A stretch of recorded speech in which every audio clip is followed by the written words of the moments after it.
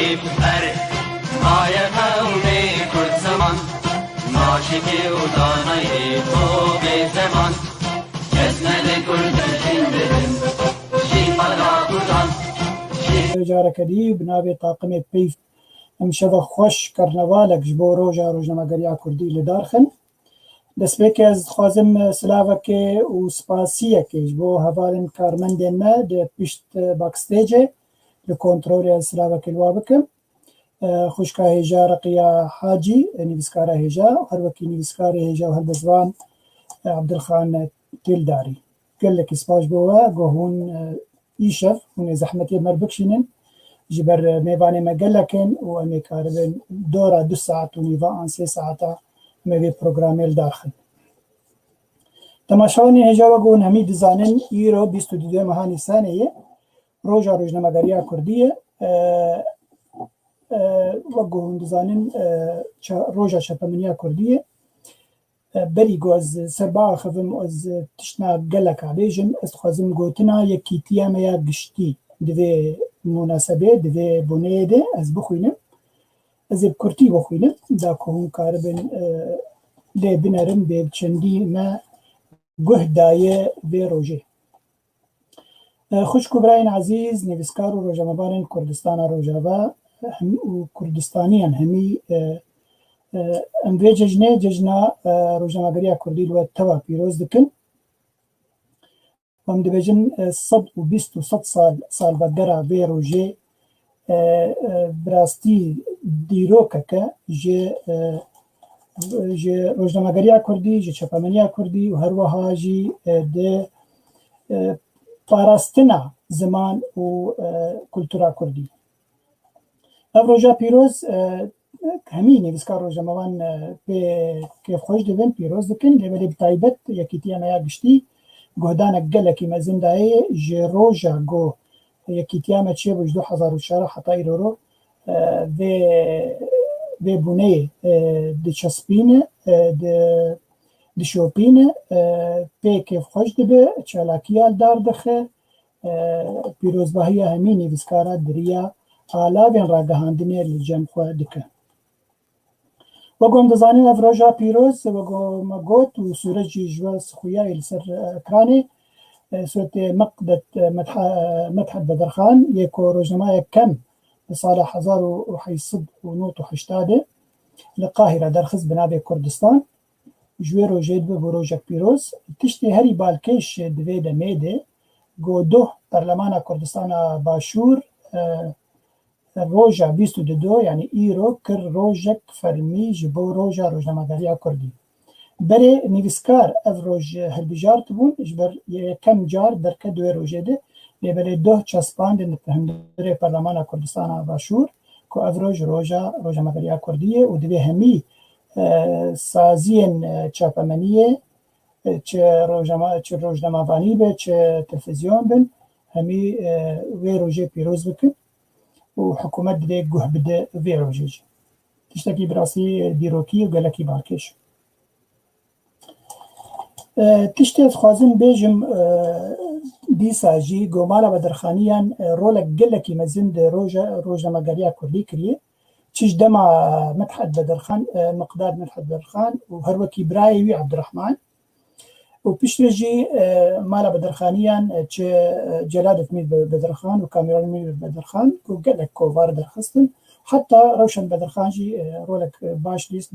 در چاپمنیه کردی ده و گله کووار درخستن وکون دزانن هاوار هبو روناهی هبو ستیر هبو روجانو هبو هر وک میر جلالت درخست د کووار وکی جی میر کامیران بدرخان میجی روجانو و ستیر درخست باش همکارن ورن سر کردستان روجاوا دیسا جی انسانن هیجا مینا سیدای جگرخوین گو کووارا گلستان درخست و هر وکی دیجی پارتی ما به تخسیر بوم براستی اره کووار نوا آنجی بلاوک نوا انکی بلنگاز بون اگرم کارم بیجن لیبلی تشتکی دیساجی باش یعنی کشا کردی دوا بلاوک خو بلاو دکرن و کووار نوا بون انکی ربن بون لیبلی نوارو که دوزا کشا کردی دکر دحشتي بيفي قال لك خورتن سر بخوا اجيب جوابهم قال لك هذا المي هجا جوابهم كوني رش فرهات رحمتي فرهات شلبي ما مستر ابراهيم اليوسف قال لك انسان هبون عمر كوتشري جو كوفارن سبارتن خوا ورحمتي سيمند ابراهيم وهوالي حفيظ ايرو ميفاني مبه قال لك كوفارن سر بخود درخستن وهر وكي جي كوفارن بارتيا جين واجي خو بيش خست وروشك نو دان خوا هر سبحيبون د فورمي خود وهر وكي جي د نافاروكا خود لي امكارن ديسان ورن سريا كيتيا خو هي كيتيا گشتياني بسكارو جماوان كرد كو گهدان به مسئله كوفارك ما انجي روجناماك ما مهانه هي بنابي بينوسانو بحردو بشين خو بكردي وعربي جدو 2012 حتى ايرو دردكبه بشين عربي هجماري زيدي صد هجماري انا جاي دركتي جاي هجماري صدو سي انشارا وروكي ديجي بشن كردية جو از سر برشتي ويمن بربرسي ويمن جاي هجمارة نوت وشاشة أنا نوت وشاشة بركتني برافكرني دوي هولي ديجي أمكارن بيجن قالك هوالي ما هبون براستي ببينوسا أخوة برخدانا قالك مزين دكرن وبروجا مواني أخوة قالك جوان چون سبدلواني أخوة دي جاني خو سبارتن باني گردون مينا از الفرشن نابا بيجن جبو بير آنينا ومستحب براستي حرتن كونابي والدنيبه فرهاتي چلبي مشعل تمو رزوي أوسي توفيق عبد المجيد عبد القادر خزنوي خليل صاصوني وهر وكيل جيسي أماند إبراهيم بقيدا ما داوي ديجي قالك دوستو هوالي المين بسكار چون سبدلواني أخده بيجومان مروفن سرمدينن نافي والدنيبه وصرصافيه ملتي خورد خوازن اج قام بجنن بلند دكتورا وچاندا كردي دين چون سبدلواني خده هر وكي ديجي قالك حوالي مهن استنگي دجيانا خديتن قالك تنزيندانا ده قالك زور ايش خوارن حتى يرو فرات حبو حوالي كيمي بيامير بو حتى يرو نخويا يجدس بالي داعش هاتبو رفاندن ومخابن حتى يروجو نخوياي هي بدارن قو صاغب وكارب روجا كش روجا بقر جبان بطاخو لداويا قوتني ازكارن بيجم آلافن راقهاندن الجمع وكي كتيا قشتي جبلي حردو كوفاران ان جي روجنمان يرورو مال برك ماي باش لدار دكبه بري هبو دي بري ايان تازا من دار دخل روكي روبالي من سر فيسبوك جي قالك تشالاكن وقهون جد بينن أفعالا نرينية جن بيجن بيف تي في وأفا كتير مها شاشادة همي تشالاكي انخوي تورا وچا كلامان چه دكا وددا كنالان ملگل جي دمك دريج كاركر دپشترا از درباسی کورسا روزنامه‌وانی بوم یاکو ماموسته سلیمان گرو براستی سلاوک تایبت جبو ماموسته سلیمان گرو بریدکم تکارم ببیجم دست خوشک بله براستی کسی که هجایا دکارم ببیجم کسی که هجایا دوی کورسی داجی من خودیت و من کارم ببیجم من شهادت ورگرت و از کارم ببیجم گلک زانیاری دواره راگی هندین دام بدست خواهست هر وها دپشرا من دی هنکی ازمون لجمن چه بوک و از درباسی کانال کردی ببم دپشترا از درباسی وار تی وی بوم دمك من بوان را کار کر وکو تدریب یعنی از تدریب بوم دپشرا از درباسی زاگروس تی وی بوم دمك کرد از دور داجی تدریب بوم دپشرا از درباسی روداوی بوم براستی روداوی دا من تست خود شکر و از هاتم قبول کرن ل مخابن بدرنگی هاتا قبول کرن پشتی 20 روزان برسیوا من دان لدوه دمه دا ادی ما بریار دابوک و ام بری خوابدن اروپا نخوازم سرتا بشینم ده چیروک اروپا دا چاوا در کتم اروپا لی دکارم بکورتی ببیجم دما از ببورم دم ام هاتن اوروبا بگومان ام حمید ویر و شیرا بلکی در باس بون ایکون لاوروبا جیان دکن دزانن جیان لور چقاسا قرصا و زحمتا حتی مروف بکاربه لسر لنگی خوب ساکنه بکاربه خو آوا بکه لوی ولاتی دم که درج ما در باس کر لور دپشتره من دی از دکارم جنوبا وگرم سرکار خوی را گیهاندنه من دسپیک دا برنامه یک تایبت بخواد چکر وکو بناوی زاری نامه ما چکر زارین زورم یه پرسش کرم آتره ازم براستی خویای گلک از بونا تباش دواره چاپمنیه ده انجی روزنامه‌گریه ده بگومان اموک پیف تی وی وکی یکیتیا گشتیجه مسوده که جوی از بونا تبگرن دما کتب فضایات ارت شغلیه بسطلات ارت شغلیه انتشتکی هجایه براستی او تجی بالا مکشان مثلا زارین نامه ما بس تجی چی بو او پروگراماته فرمو براستی ما بس من ج زارینامه دکارم هنکی شیروه بکم جبو تماشاوانا جی زارینامه چی بو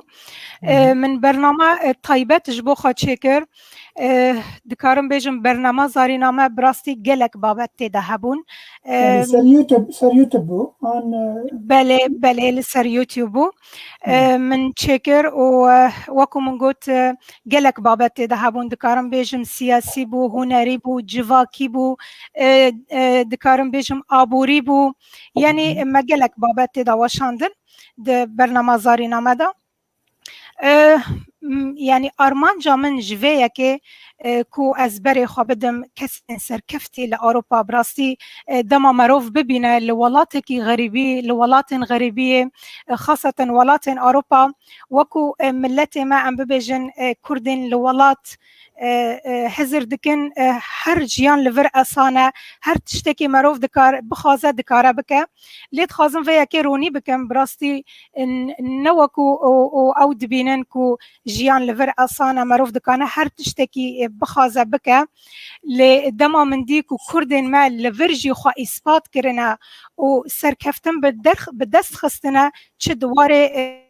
ادبیات دا چه دواره آبوری دا چه دواره هنری دا من خواست از باله بکشینم لسروان و کاربم جیانوان شیروه بکم جبو تماشاوانان جبو ملت تو هر بجی زارین بری گسپرسا داویشتا بکم جبر میوانی مگلک باکستیج نه و کدیجی گلک نامج مرتين يفساندن سلاو رجبو همي كسن تماشي يقول ما دنارن و بيامي خوجي بنيفسينن كومنت سي خوجي بنيفسينن بيقو منزو حوالا زارين امي باشر هاگه پرسن وهابن امي الپرسي وجي فقرن و سلاو جبني حتى سريج بو همي بيقو ما تحبني بسكارن هجانن وبن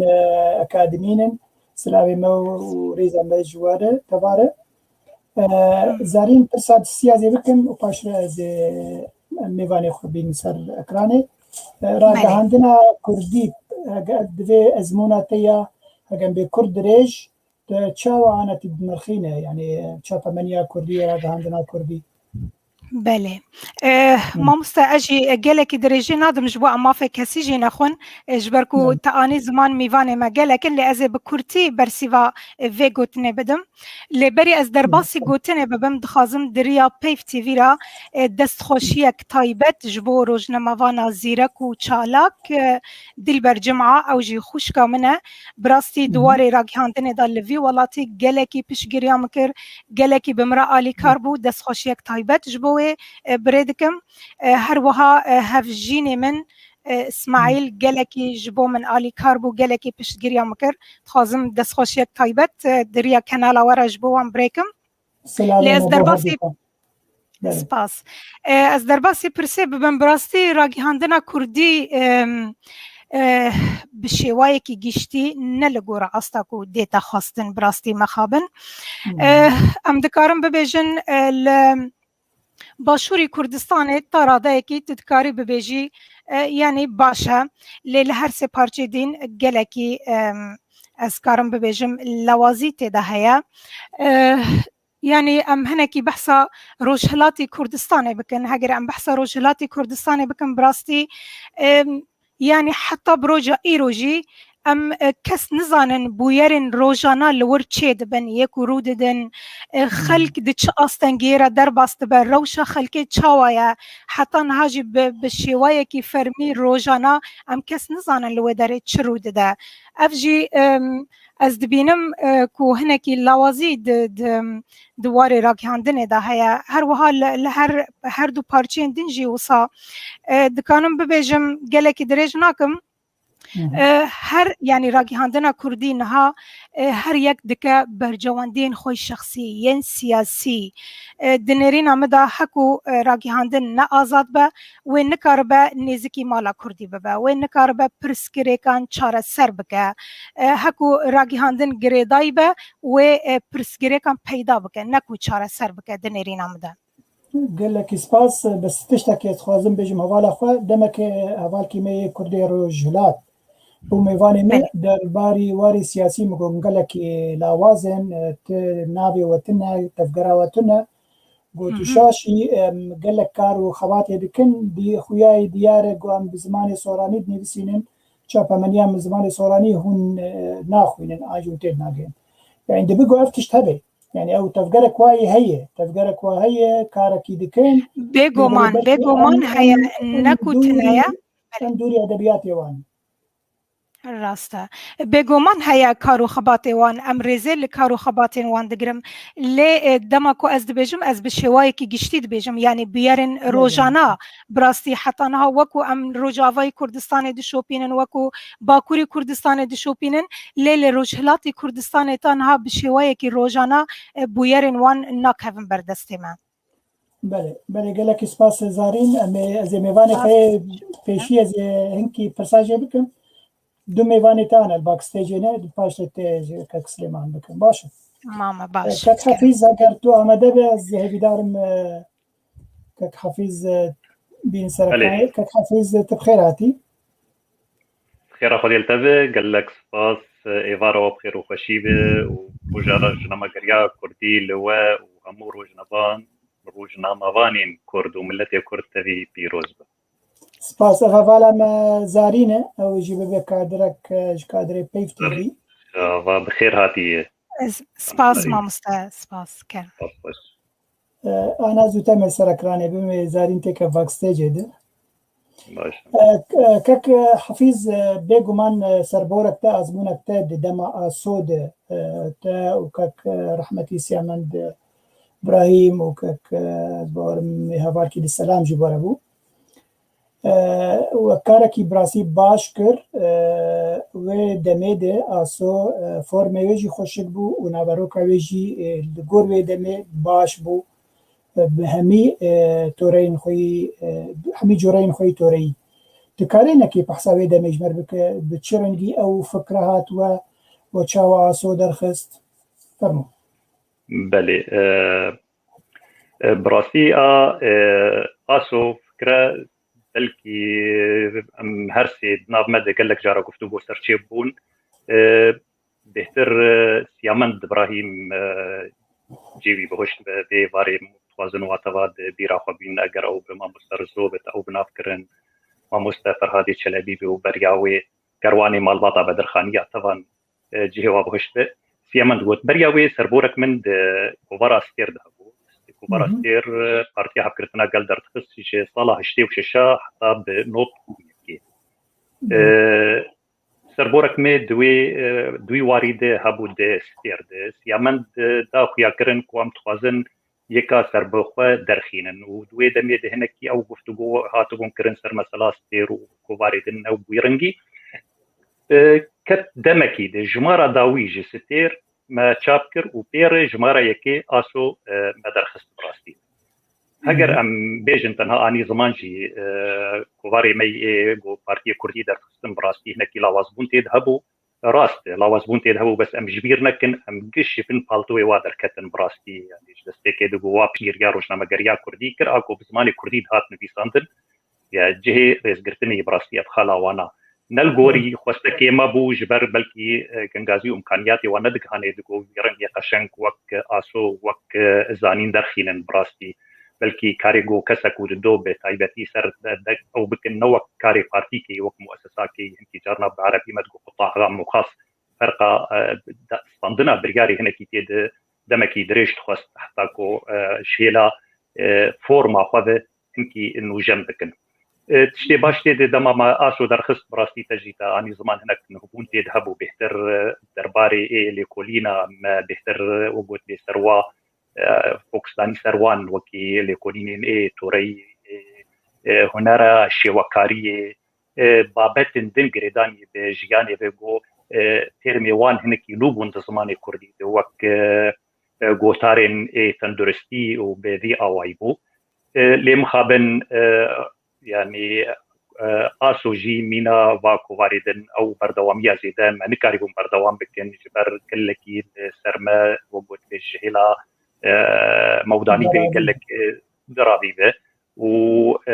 بتشاوا بدزي برهم هاتن دان هات بدزيد هات شاب كرن وبدزيد هات شاندن بدزيد هات بلاف كرنجي او بهاي وانا زور بو بجين بردستي ما جبر بينا من ناچاربون شتي چند جماركي ام راوستي لي دما خد براستي كواري مي كردي دما خد و رژیم کی وکی رژیم سوری و چخی مینا شورش کی بم براستي دواره روزنامه گریا کردی و دواره بلابونا چاندا کردی گو اوی هشت گو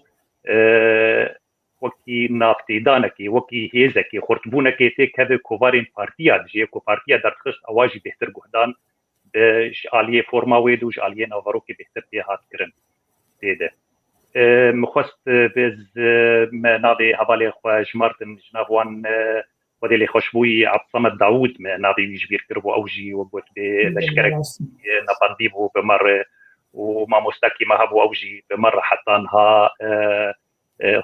ودي تمنكي دريج وبرهمدار بدي زاغروسي حاجو براستي كيما قال لك خرط بودوي دمد كارد كرن هذا ايغوش نزيك ام بهبرابون او نا بيغو مال كوباري دندتاني زمان وكي كردستان و اي بخار او شي هبون او بهتر بلكي ها كفال مني دنس كاربن سروا دندكن بله سپاس گوتناوی زاگروس حاجو آنی دراستی زاگروس حتی ایرو رو ده پینوس آنیو ده بشه زمان ده فرهنگه که ده دار خسر خلقه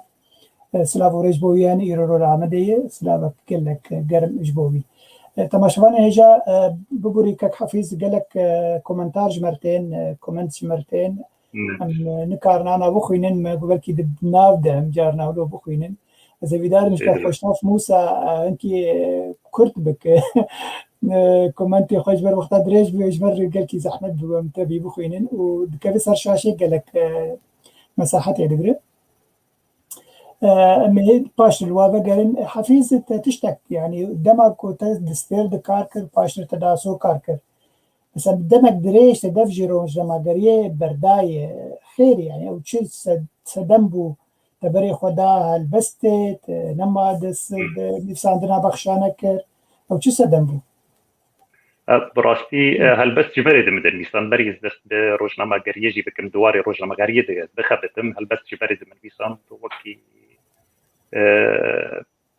ساويرة كيبو مرة وتانها بردوام تيد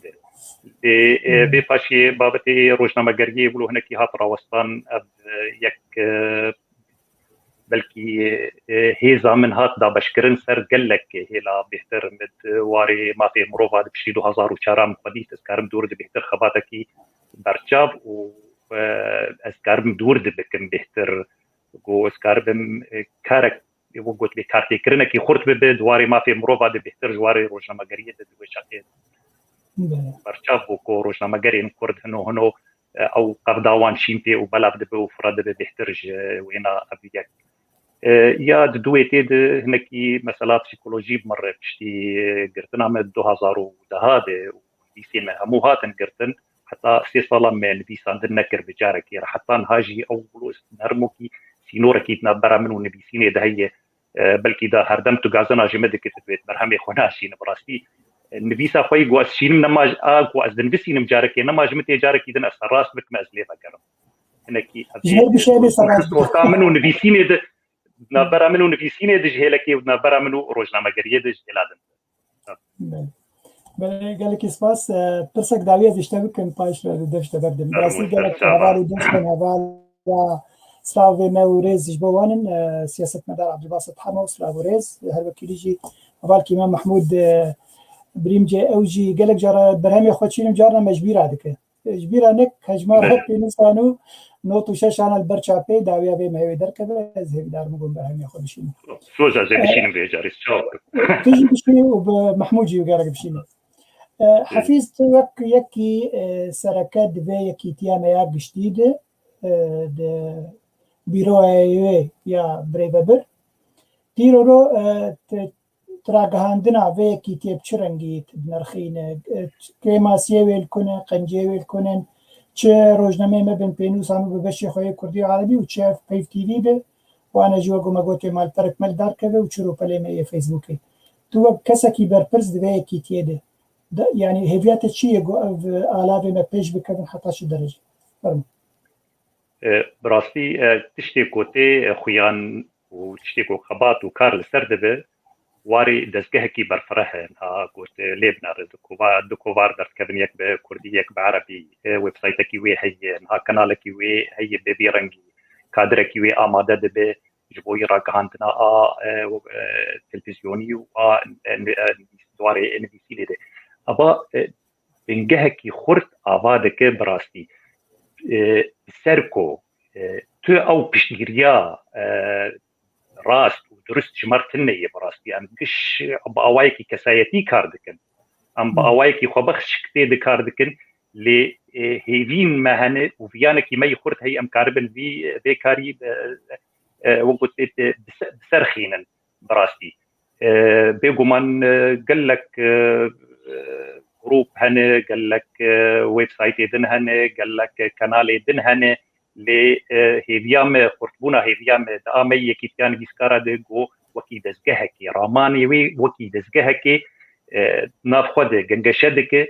كيجا بريار يا درست ببوي اوايتي ستاندن والسرتي كاركرن ابايك اد دواتي ده هبونا قال لك نفشاتي ده يعني نفشي تمن ما ظن نفشي اي اورتا نبكي نفشي اي بشوف هبونا بانا هناك خدي سربورن هناك خدي كوين وفينك كرمن نذهب دودة أبا ورتبونك هذا كده جو أسو ينو بربشاب بن يعني أجرنها مثلا كورونا سنة بلكي أمد ما كنالا بيت تي في ده نكتا هشي ماده أوي والسرما فرس كرج هلا كده براستي بس شيء عليك إذا أنت هم بيشنياري هبالي خد بينو يقول دم أم بيشنياري ورسر واروتنين يكوي كنت تنره كاري جوتي كرن وكي تبايك هي نكو اف دزگه به پاراستن اف درگه دزگه به پیشخستن و پیشروجه کی برفرهتر جیر ور دانین سر آستا کردستان سوریه اگر ام بنابکنو سر آستا کردستان به تبایی به کارشی ششتی تنی ششتی و هبن به کمانی تنی و کمانی هبن چمکی كسكي جما دوي بلكي ما بيب كسكي جما كيم جمانن ايغو سبور دواري روجنا مغريده وباواكي اكاديمي فندن او كرن بهتري خو خدي سربورن سربورا خو هيني ريا راستو نراستو نتيده بفي اواي مخابن ام دفردجي مكار دكن يعني كلك جارا هاري وي كيماني هبن ام بهدين كيماني هبن سينغا ما بكري حوالي مي كي بيروج كسي در برجي و تبينيه وهبن امي تشاوا كاربن كارو خباطا خو بيش خين دي واريد ام كل كي بوا كي فشو سربلند بن وختيغو او تبيني ورن براستي د خدمتا پیشخستنا روزنامه گریا کردی بتبایی د پیشخستنا علابن کاریمه د وکی کیتیان دیسکا لك سپاس هجا حفيظ كاسوت ما بقى انت باش مش فطرسيه لما بس تعليق على الشيخ غالي محمد الشيخ والسبب وخص كمان بقى ينجبره سلاو ورج بو همي كساب راسي قادو شيرين سلاو ورج بو وي حوالي ما يكبن ونو دفجه برنامج دقل جو جيرنا انكي غازنا جمد كوتشن فينيا دكلي غلين دجه برنامج كاك محمد شيخ بيجي طبعا سلاو ريج بوي وججنا تبيروز كاك محمد هبار كيمي عزيزه ودوس كيمي كفنه دبيجنا همو روزنامه‌وانن ودرسوزن كود وكردستان بيروز با نمازا نفشن دست بي ونفته انجي نفشه دست بي كباز بارم مينا رزو كونيرش از باورم عبد الباقي حسين نابي منه كوفي نابي تو از باورم كاك حفيظ بري كوفي بوري والله ما شندروكي كوبي قدان حتى ما اوجي واجبو كوفي خوش بود دمه ابراهيم از باورم ابراهيم يوسف درويش غالب سلافو ريزا صاحب سلافو ريج بوبي براسي اوجي انسان اكي دوي دمه كوبار كويجي هبو دبخست وعمر بلكي عمر كوشري بنزعلم هو عمر وطبعا محمد شيخو ودلاوري زنقي نظام اگر محمد شيخو ناف مراس خندبن شيخو نظام كي شيخو از باورم قركتوبه نظام وهو عمر بس كانت نافع وحلو كباش بنفسي بوهم باش بخوين وسلافوريج بوهمي كسا سپاس كاك حفيظ انا ازبوري بالفتة رجي وجهمو تماشفان او هموش تماشفان ار وكاك محمد رجي سپاس بوتا ام حوالا زارين بين سر اكراني ام در فتة بين زارين 20 ساعت بخيراتي سپاس دميوانت سپاس قالكي دميوانت الباك ستيج هنا يك جي سليمان قروي تكارب معلمتي جري شخته بمعلمي تساجي بك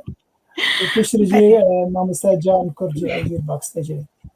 كسليمان بين سركانه كسليمان بخيراتي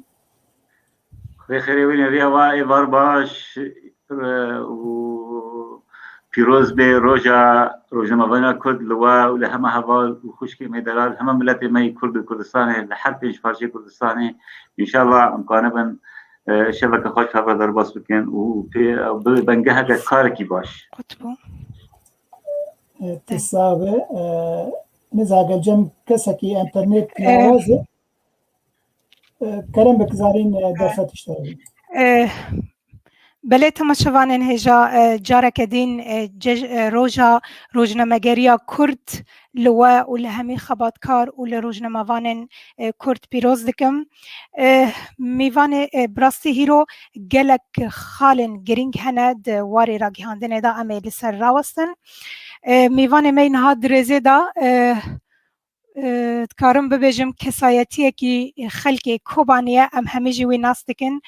سیاست مدار و روزنامه‌وانه که ناس کریه ماموستا سلیمان گرو تبخیر هاتی ماموستا خيردار بزاين خان زقل لك كيف خشم وهيرو تدمر يعني ما بتشي اجبار هذا قلت ازهيدي ما كو بتشتي صارك يوم ببنا مع مسلمان ما شاء الله نهوا مع مسلمان قال لك كيف خشم وفيروز بروجا مبانيا كلتا ولا هما خشكو هواله ما دلال ولا هما ملتي ما فيروز بي سپاس ماموستا دست پی که دا دخوازم هر جور دا دست پی بکم ماموستا سلیمان گرو کیه تا چه قاسی دواره راگیهاندن دا خدمت کریه والله حتى بشخصي اسكان بهم يك سدي خدمت كري يعني واري كاري راجعدني كاركي وكي بحرك مثلا يعني كو اسكان بهم مسديك خدمت كري او قالك شكي جرينجا يعني راجعدن وكي زانس علوم طبية زانستي بزيشكي دائما تطور تباهي يعني اما جي عمري ام قال منهم طبعا غير ريا جيجان رياويه انها يعني مكان بيسديك غزمته كاري بكره بكاري روجنامه‌وانی ورجال كاري او قال لك باشا من هيفينا كوير وانت وان بكن وان شاء الله وانا قال لك تشتي جرينج وين صاحي وانا غزمت الملات ما بك انا ولاتي ما بر بحاجه يعني مروفه كي كرديما بقول كرديما تماما يعني بازن يعني راجعين بنقها افكرنا مروفانا ومروف ازاد ولاتي ازاد يعني بناء الانسان الحر والاوطان الحر يعني اعلام زور جنجاوي دفيدا يعني افكرنا مروف افانا بي ولا مروف افان بي يعني ولا في افان يعني هيفينا ولا افكرنا مروف كي ازاد يعني خاطر برسكبتشوكا اللي بس هزار سمينار محاضرة بيجاريجن كوكو مرزنا دي آزاد معنا خوشي تشكي آزاد يعني بر شاف جاريجن كومر سردان بكي ويمكن أمريكا حق آزادیش بید. راسته برزگرو ام حمید زانن کو تا گلک کورسات راگیهاندن لدار خستن چکرن لباشوری کردستان دکارم ببیجم بسدان جی جوانن روجاوای کردستان ج کورسن تا درچون و نهاجی دزگهن راگیهاندن دا کار دکن د تلویزیون کردی دا وکو روزنامه‌وان کار دکن خازم زانبم هستن تا چیه از یک جوا کسانم طبعا قال لك كيف خاشن نبس لباشوری کردستان مال بری باشور جی مال روج آوا و پشتی و 3-4 سالان بری جی مدیسا شو دور ما يعني دو كورس لروج آوا جی شكرا قطار بمرة راجعندن يعني براسيني هم علم زانست پشتی و هنر يعني بس الا راجعندكار و هنرمند يعني اوانا هنر يعني موهبه وزانسته يعني فبيشي لك هنا اما وكي عند زيارة مهندسة خريطة نقشة شيء كان او بابا بالك يعني نبي كليات اذن كو سلام بخونا ايكو رغبتها به شيفان پرورد بيجي من دنگي مخش وبس از نوما هنرمند مضبوط بيشتي كو يلماس بوني از برم من فيرا نوطة موسيقية بون اما جي امجرة نوطة اعلامي جر شيء يعني كنت ولا مخمم هي يعني بعربي كردي ديفيجن روجنامافان جدي خد غير روجنامافان يعني الاعلامي الصحفي يولد من بطن امي صحفيا يعني بس كاري ما دوازن وين موهبه بالرنجك برياك الراس وبرنجك خوش تيدا بشين زق هيك دوازه روجنامافان او راجانكار يعني ما للرجاء كريم اللي باشو كريم حتى الأردني هناك كردي من الأردني هبوا ما سيكس والمجموعة رجي والشغي كريم ما دخلت يعني قدرين راجيان كار يعني بريطاني جد بيجن دبين سلطة يكي هنا أشارنا دبين طالما تنتقد الملكة فالملكة أعلى سلطة في البلد لذلك راجيان كار رولي خجلك مهمة راجعنا وكي سلاح ذو حدين يعني ده وخوانا بناء وتدميري ما تخص برانكي كي أفابون برانكي كي لازم شكل بيجام قانون ده يعني روري خوي جرينجا مهم تسبيك كذا لازم بشر بك إنسان ومعادلة قالك مهمة بشر بك إنساني نقل البشر إلى حال إنساني فرق في حرب إنسانك بشر اللي حرب بشرنا إنسان تشتا هري مهم جرينجا كوراجانكا دوازي غاية مد ويتيك كسك ما بعد مشارح ذكر يعني ده نبس ورا ماكوس رجعتني ماكوس إدارة قيادي شكل يعني هنا كسر وغاية ما غزمتها ملاتي ما ولا تمايا بكرتية بله ما خازم زانبم او کسین کوج کورسن تا درچون و ایروجی وقت معانی زمان دزگهن راگیهاندن دا کار دکن یعنی تا چه قاسی آنین زمان او یک آیا گلو تجار گوتن بنگه کار می روزنامه‌وانی یعنی سرکفتن آمد دوار روزنامه‌وانی دا برز سلیمان بو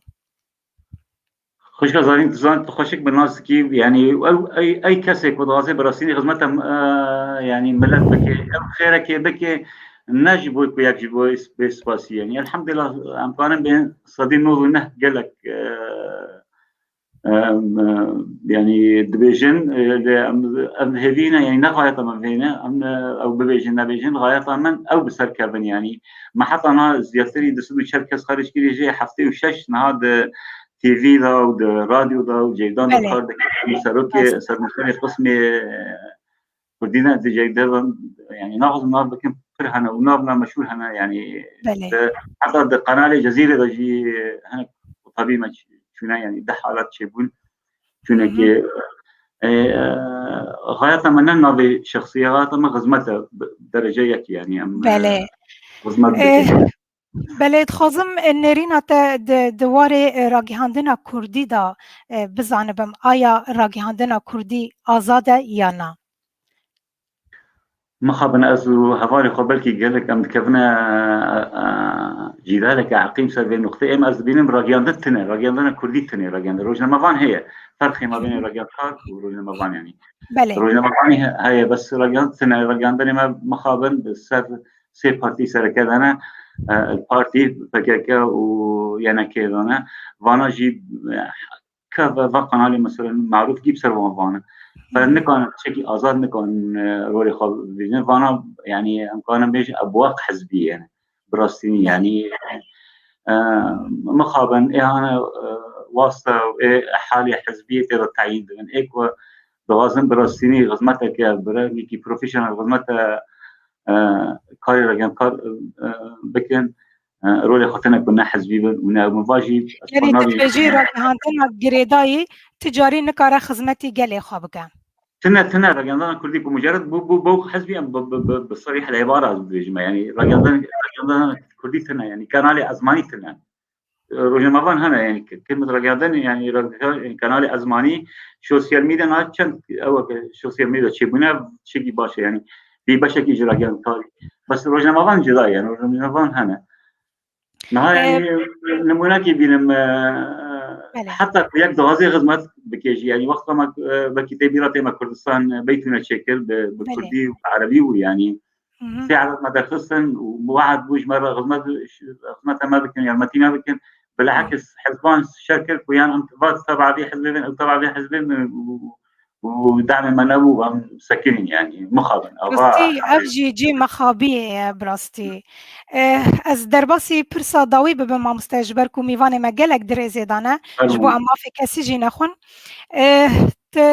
د 2013 دا یک جو مؤسسین سندیکای روزنامه‌وان روجاوای کردستان یک جو مؤسسین و سندیکی بوی لهیرو ام دبینن تو دوری و مسئله چما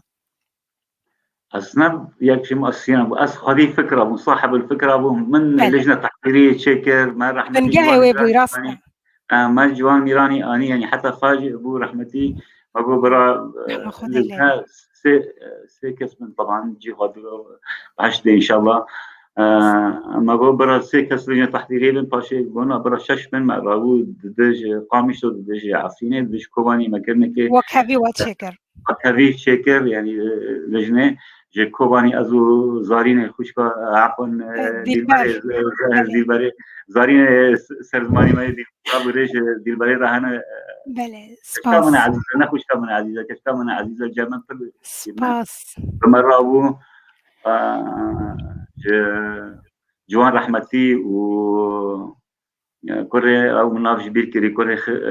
برز خير الدين مراد بو بله هوشيار هوشين بو هوشين بله هوشين محمد حسكو جعفريني ومحمد بريمكو جعفريني وين مشاكر السروكي لجنة التحضيرية وين لما خابن وقت كو تشدود وقت هذا اتحاد سياسي تشدود كيف بدا كسي تشدي هاتن قوتن اشكره قوتن خيو دكي نقيب لازم بارتي به جيگر ويجي از وقت آزادی بوم تجي نائب جيگر بي حسب ديانة آزادي تجي نائب مواس أول شيء حتى نقيب كيجي أزنار لأنه ما شش كسان صوت خار هين جوان تاني رحمتي ورحمة خدي لي بيجي صار ما شش بقرعة بخدي وبخاك كردستان مسؤول خار كم حكس حشش ترشيحة تهيئة إداري سنديكات شيء نكن يعني لمخابن ضغط حزبي تشيبون وجوان بو بشرنجيو يعني ما صون خارب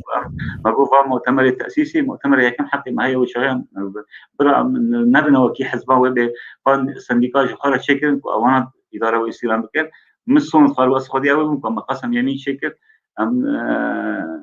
إدارة وإسلام نسكت يعني مكتبة وتنفيذي نبن لمخابن براني كده شو مش قبولنا إما براسيني يعني جارك سياسة مدارك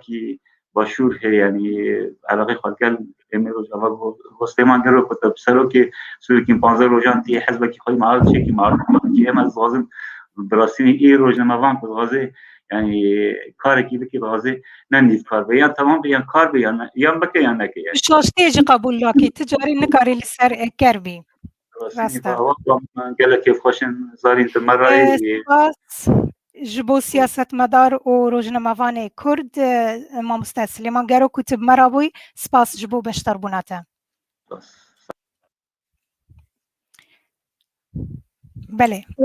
سپاس زارین گلک سپاس براستی تو زیرکی تجمع زیرکتو درکت یو گلک اوس از اینها باور بکم ها باور بک از تشتکی بیجم هنرمندی می هجا خلیل عبدالقادر تشتک گوت درباری تا طبعا ريزو سلاف جبوية وججناوي جي بيروز همجي ريزو سلاف خجبوي بريدكن بيجي انه نزارين ايرو رواني سركراني وقت يعني روكي خوشيك انا خبرات هي بس كارم بيجم ازي برسدي بدون باشا قد قلت لك بتجي بيجي خليل قادر بيجومان زارين بري انا برنامجي ويهبون يوتيوبر بو موقعك يوتيوب هي قال لك في فين شكرنا وب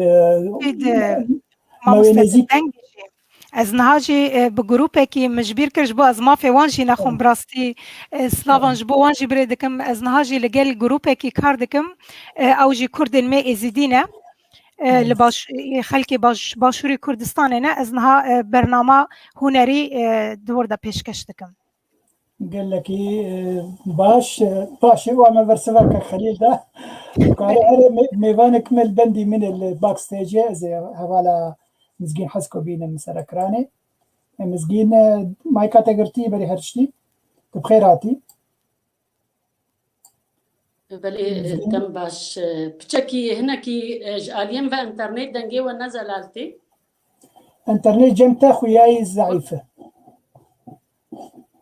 براستي من بريكفون قرتش برفيكي از نزان ملو هنا كي كرت هيا جمع خوشته دنك خوشته بس از بدم ناس كرم بهوالا ميزارين جمعة او جيب بكادرك بيف تي في مكارن سلافا كلها بكن مزگین خان تو بخیر هاتی سپاس دکم سپاس زارین خانم کیف خوشن گو تجی جبرگو خویای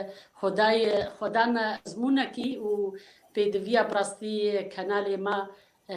و پیف تیوی بوان کسین بسپور هنا و بیا سرکفتنش ترت خوازم براستی سپاس هیوی دارم امجی کاربن وقت به خدمتکی باش جبو پیف تیوی و جبو گلی خوابکن تو هر بجی زارین باش زارین تکاره هر باکستیج از و حوالا مزگین می بری خوب بدن هف بس بری پرساش تبکم مزگین حوالی ما خورشید خوشناف موسا بحثا دکو وارا کر گود دما خود پارتیا پیشورو در دخست ناوی گلستان و پاشر بوهار کارم بس وقتش تکی جه سر راس بکن بوهار دوی دمه ده نبس پیشورو در دخست هفبندیا تفگرا کردی لسوریا اوی در دخست و کمیتک جگل کسان پیک آنی بون از یک جوا کسین که او کووار بریو دبر ناوی بوهار بو از او کت رحمتی فرحات شلبی قالك اسپاش بو وزانیاریه که خوشناف موسا هر وکی دیجی که محمد شیخو دو نابنی ویسا عندي بو منزاني بو بخوينن سلابو رج بو هر كسا ومبستاوي حيدر عمر وعبد المجيد شيخويه سلابو رج بو هر كسا يرو عبد المجيد شيخو دزا د كوفارا د روجنامه بورينن بينوس عنود نيفسينه رومانه كوي هي نو تازه بخاطر تا برلين سر خلقا دادخ بينوسان باش مزگین بری هرشتی رو ویو روژا روجنامه‌گری التپیروز دکم سپاس اجگی روجنامه‌گری کردی لوا و میوان نوا و لبینارین پیف تیوی خوشویست و حوالین لپاش اکران براستی افروج و پیروز به هر وها ایرو فی خستنا موما دهان یا پینوس الکترونیک جی ام پیروز دکن و هر وها بریارا گودو در کرجالی پارلمانتویا کردستانی گو افرو فرمی ایدا هاتا داناسین و پیروز کرن بله بگومان معنی زمان دسپیکا پیشگوتنا خوده و تشتکی گلکی دیروکیه گو بیستو دمه ها چسپاندن و کروژا روجنامه‌گری کردی لهمی کردستانی بس تشتکی یکی کومنتارک نویسنده و بناوی باوی محمود به از نوت سالیه روجا روجنامەگەریە لوە تەوا پیرۆز دکم بەس ئەگەر ئەو نەعاجز بێ ئیرۆ 123 ساڵ دەرباز بوویە لەسەر چاپا یەکەم یا ڕۆژنامە کوردستان یا هێژا میر مقداد مەدحەت بەدرخان دەرخستە بوو نەنۆ ساڵ 123 ساڵ مزگین ئیرۆ یەک ژێ کەسێن کۆپێنووسان و بەشێ کوردی تبرێڤە دەبێ ئەگەر ئەم بەگەرن دیرۆکێ ji dema ku Kurdistan Rojnama Kurdistan derket 1898 heta îro hegen bigên pênûsa nû dikare wilo ji mer bi gelemperî vê dîrokê berbiçav bikin براستی پرسکە هێژایەک و مرۆڤ دێمەک مرۆڤ دەست پێت کە ئەمێ بێژین دۆ و ئیرۆ و سبێ دۆ ئینتەرنێت li cem hevala me mizgîn sekinî rez neşaj bin belê ئینتەرنێتا te zayîf e hevala mizgîn bes dikarê anespêkkirin bikin بەلێ دەما ئەم بێژن ڕۆژنامەیە کوردستان دێمەک ئەم دبێژن ڕابردوو ئەو ڕابردووە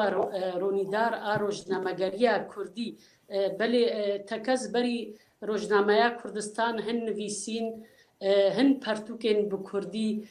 پەیدا ببوون لێ بووی شێوەی ئەمێ بێژن فەرمی گۆ بڕاستی میر مەقداد مەدحەت بەدرخان لە قاهیرێ دەست وەشانایە کرد و هینا وەک شێوەیەکی گۆ مرۆڤ لێت ڤەگەرێ جارایەکێ بەلکی تێناگهێژێ چما وسا لێ هنۆ گۆ مرۆڤ جارێکی دووە کوردستان شار و پەلاپێک هات دەژمارە یەکێدا ئەو ئەم پچەکی سەروێ بوو هەرینێ بچلۆ چێ بوو چراویسکێن گۆ تێدا میر مەقداد مەدحەت بەدرخان تێدا خۆشەرت و مەرجێنوتانێت بێژێ ئەزێ 2000 کۆپیژێ بگهم بێ بەرامبەر هەرچار ینی بەشێ کوردستانێدا خەڵکژێ مفادار بوون لێگۆر من خوندی بالکێشە گۆ مەقداد میر مەقداد بەدرخان بهتر حەولدایە ئەوژی گوژبەرگ و ڕەوشە جڤاکی کوردان وێ سەردەمێ وسایە بهتر هەر ئاوای بانکردناوی هەر گوت میر و ئاغاین پاشاین کوردان جبەرگ وەکە مەگوتی هندی بەلکی ڕەوشا کوردستان مە فەبریک نەبوون دچینێن جڤاکی هەبوون بە هەر حالی دەما گۆ مرۆڤ خۆشک بێجات خوێنێ جارا دووەم مرۆڤ تێدگێ گۆ میر دخوازێ وەکە دوێ پێلێ بکار بێنێ پێلا ئەمێ بێژن ئۆلا ئیسلامێ و حەدیثێن پێخەمبەر گووا بزانەبوون تێنێ یان جارا یەکێ مرۆڤێک خوێنێ دبێژێ چما وسا جارا دووەمی دەهنۆ هەنۆ وا کلیتێن بچووک وا چراویسکان حەول دێ گۆجڤاکە کوردی هیچێ جڤاکە کوردی وێ دەمێ دڕیا وەکە گۆ دبێژێ چاوا نمێژ و ڕۆژی فەرزن وساژی علم و زانست فەرزە وسا هژمارایەکێ هژمارە دووەم چراویسکە دووەم تێدا مرۆڤ چ ئاگاهیات کارێ بێنێژ بۆ ڕۆژنامەگەری ئەمە ئیرۆ گشتیە vêmjarêtênim îdî em ê bêjin behsa em ê memozînê dike dibêjê têda dibê 110 salin memozîn heye dêmek 123 sal mirov dikarê tê bigihêjê got temenê memozîn em bêjin nêzîkî 303 sala ji ber gomîrê botanê ew kesê ku pêşî bûn çi berhema hebû weke dibê bi xetê distî ji ware kopî dihatin nivîsîn û bi kar tanîn vêje dibêjê ez mij divê rêda mîr dibêjê divê rêda mij vê baştir nede dêmek heya wa xweşik jê hebû ji wê ew bilindgoya netewî ya Ehmedê Xanî em ê ji wer weke dibê bilez hinekî herin hejmara çara şeşem hejmara şeşa گو براستی هند به مخابن ایدیش قاهره چو جنیو ادبیجم سپاسیا خودان بلکو گو بدنارین کسانه گو چو جنیو جبرگو ویچاخی ایدمیر عبدالرحمن بدرخان تی ایدی او بلندگو نماد بیجی گلی بلکی جارکی در باستی گلی پاشانو آغانو ایدد بی گلی کردینو ایدی مروف تیدا او هشیاریا نتوی یعنی دما مروف کردستانی تخوینی او چروس که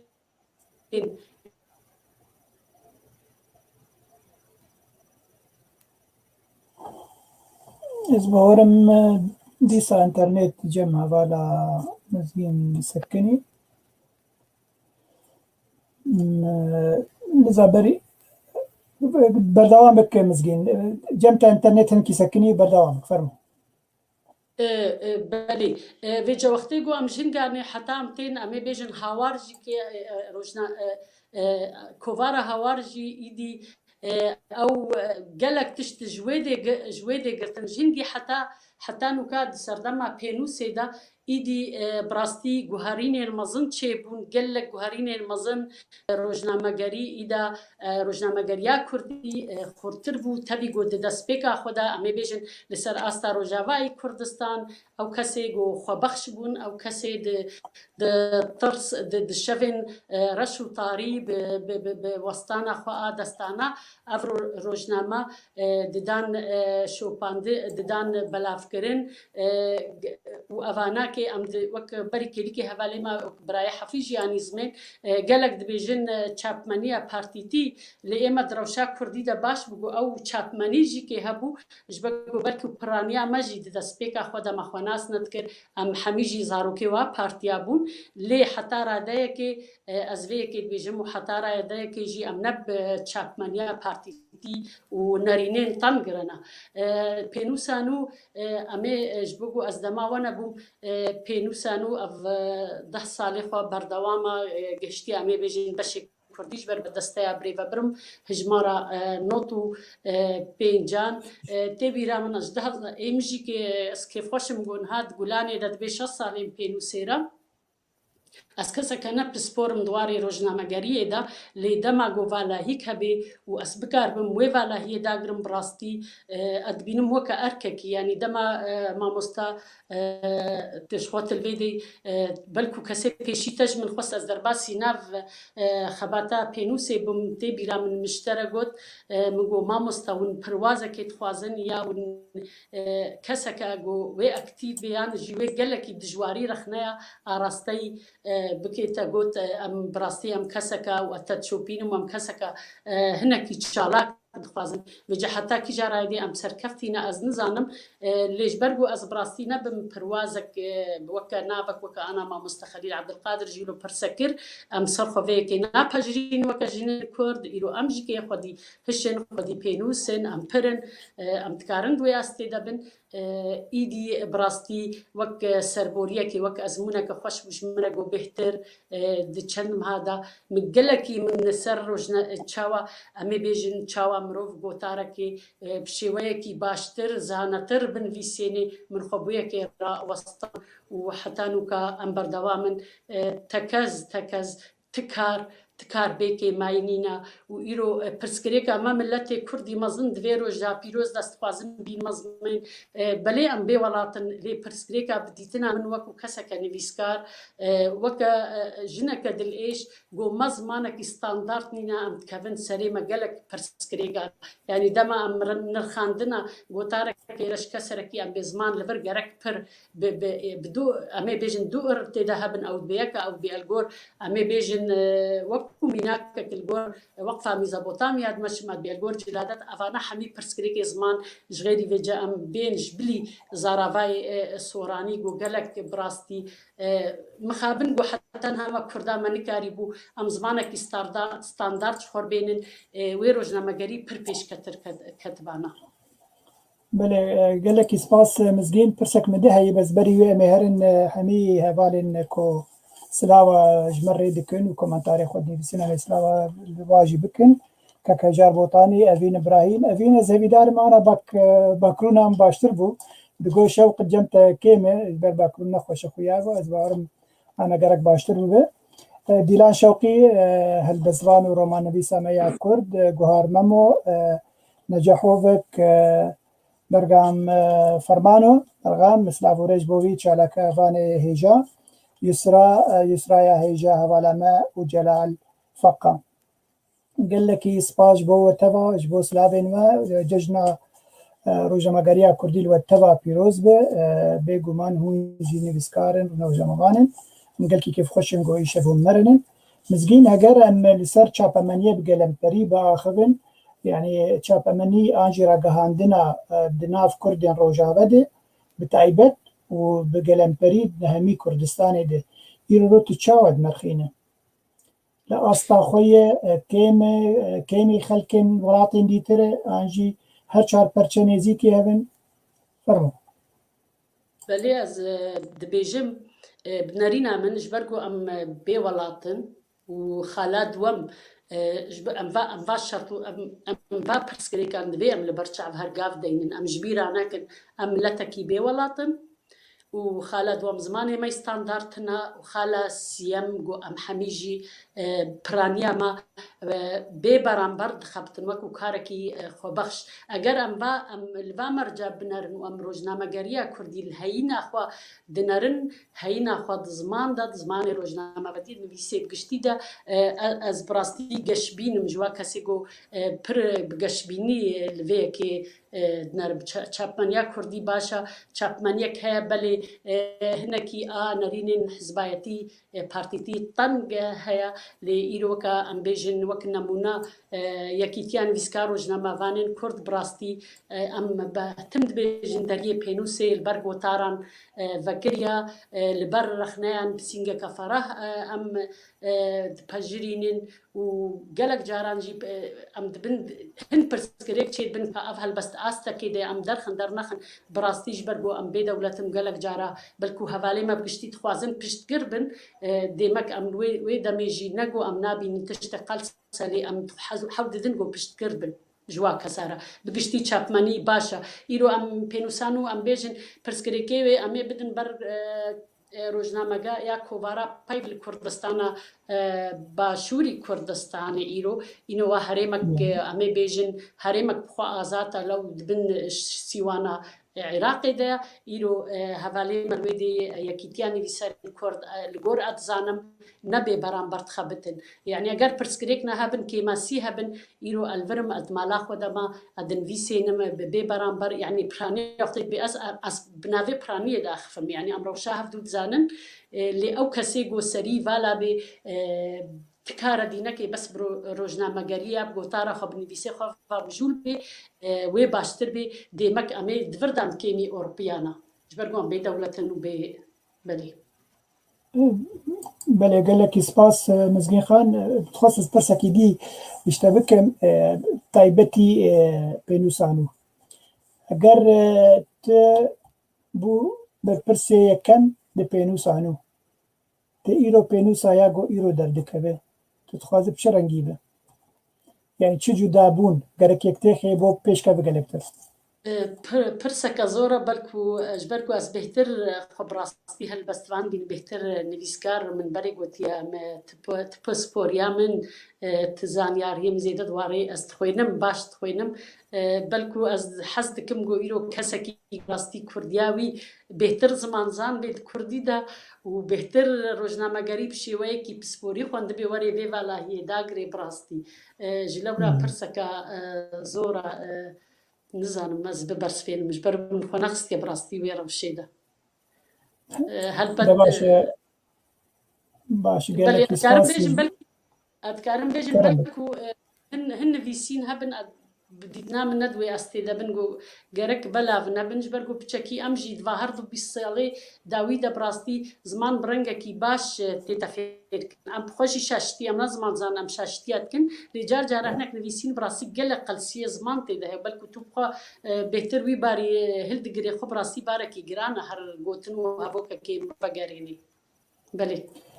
أبخا راستي مهردم از دبيجم كرد در فتاوا كيمه بجياني ده مخابن طبعا جبر بولاتي واتنا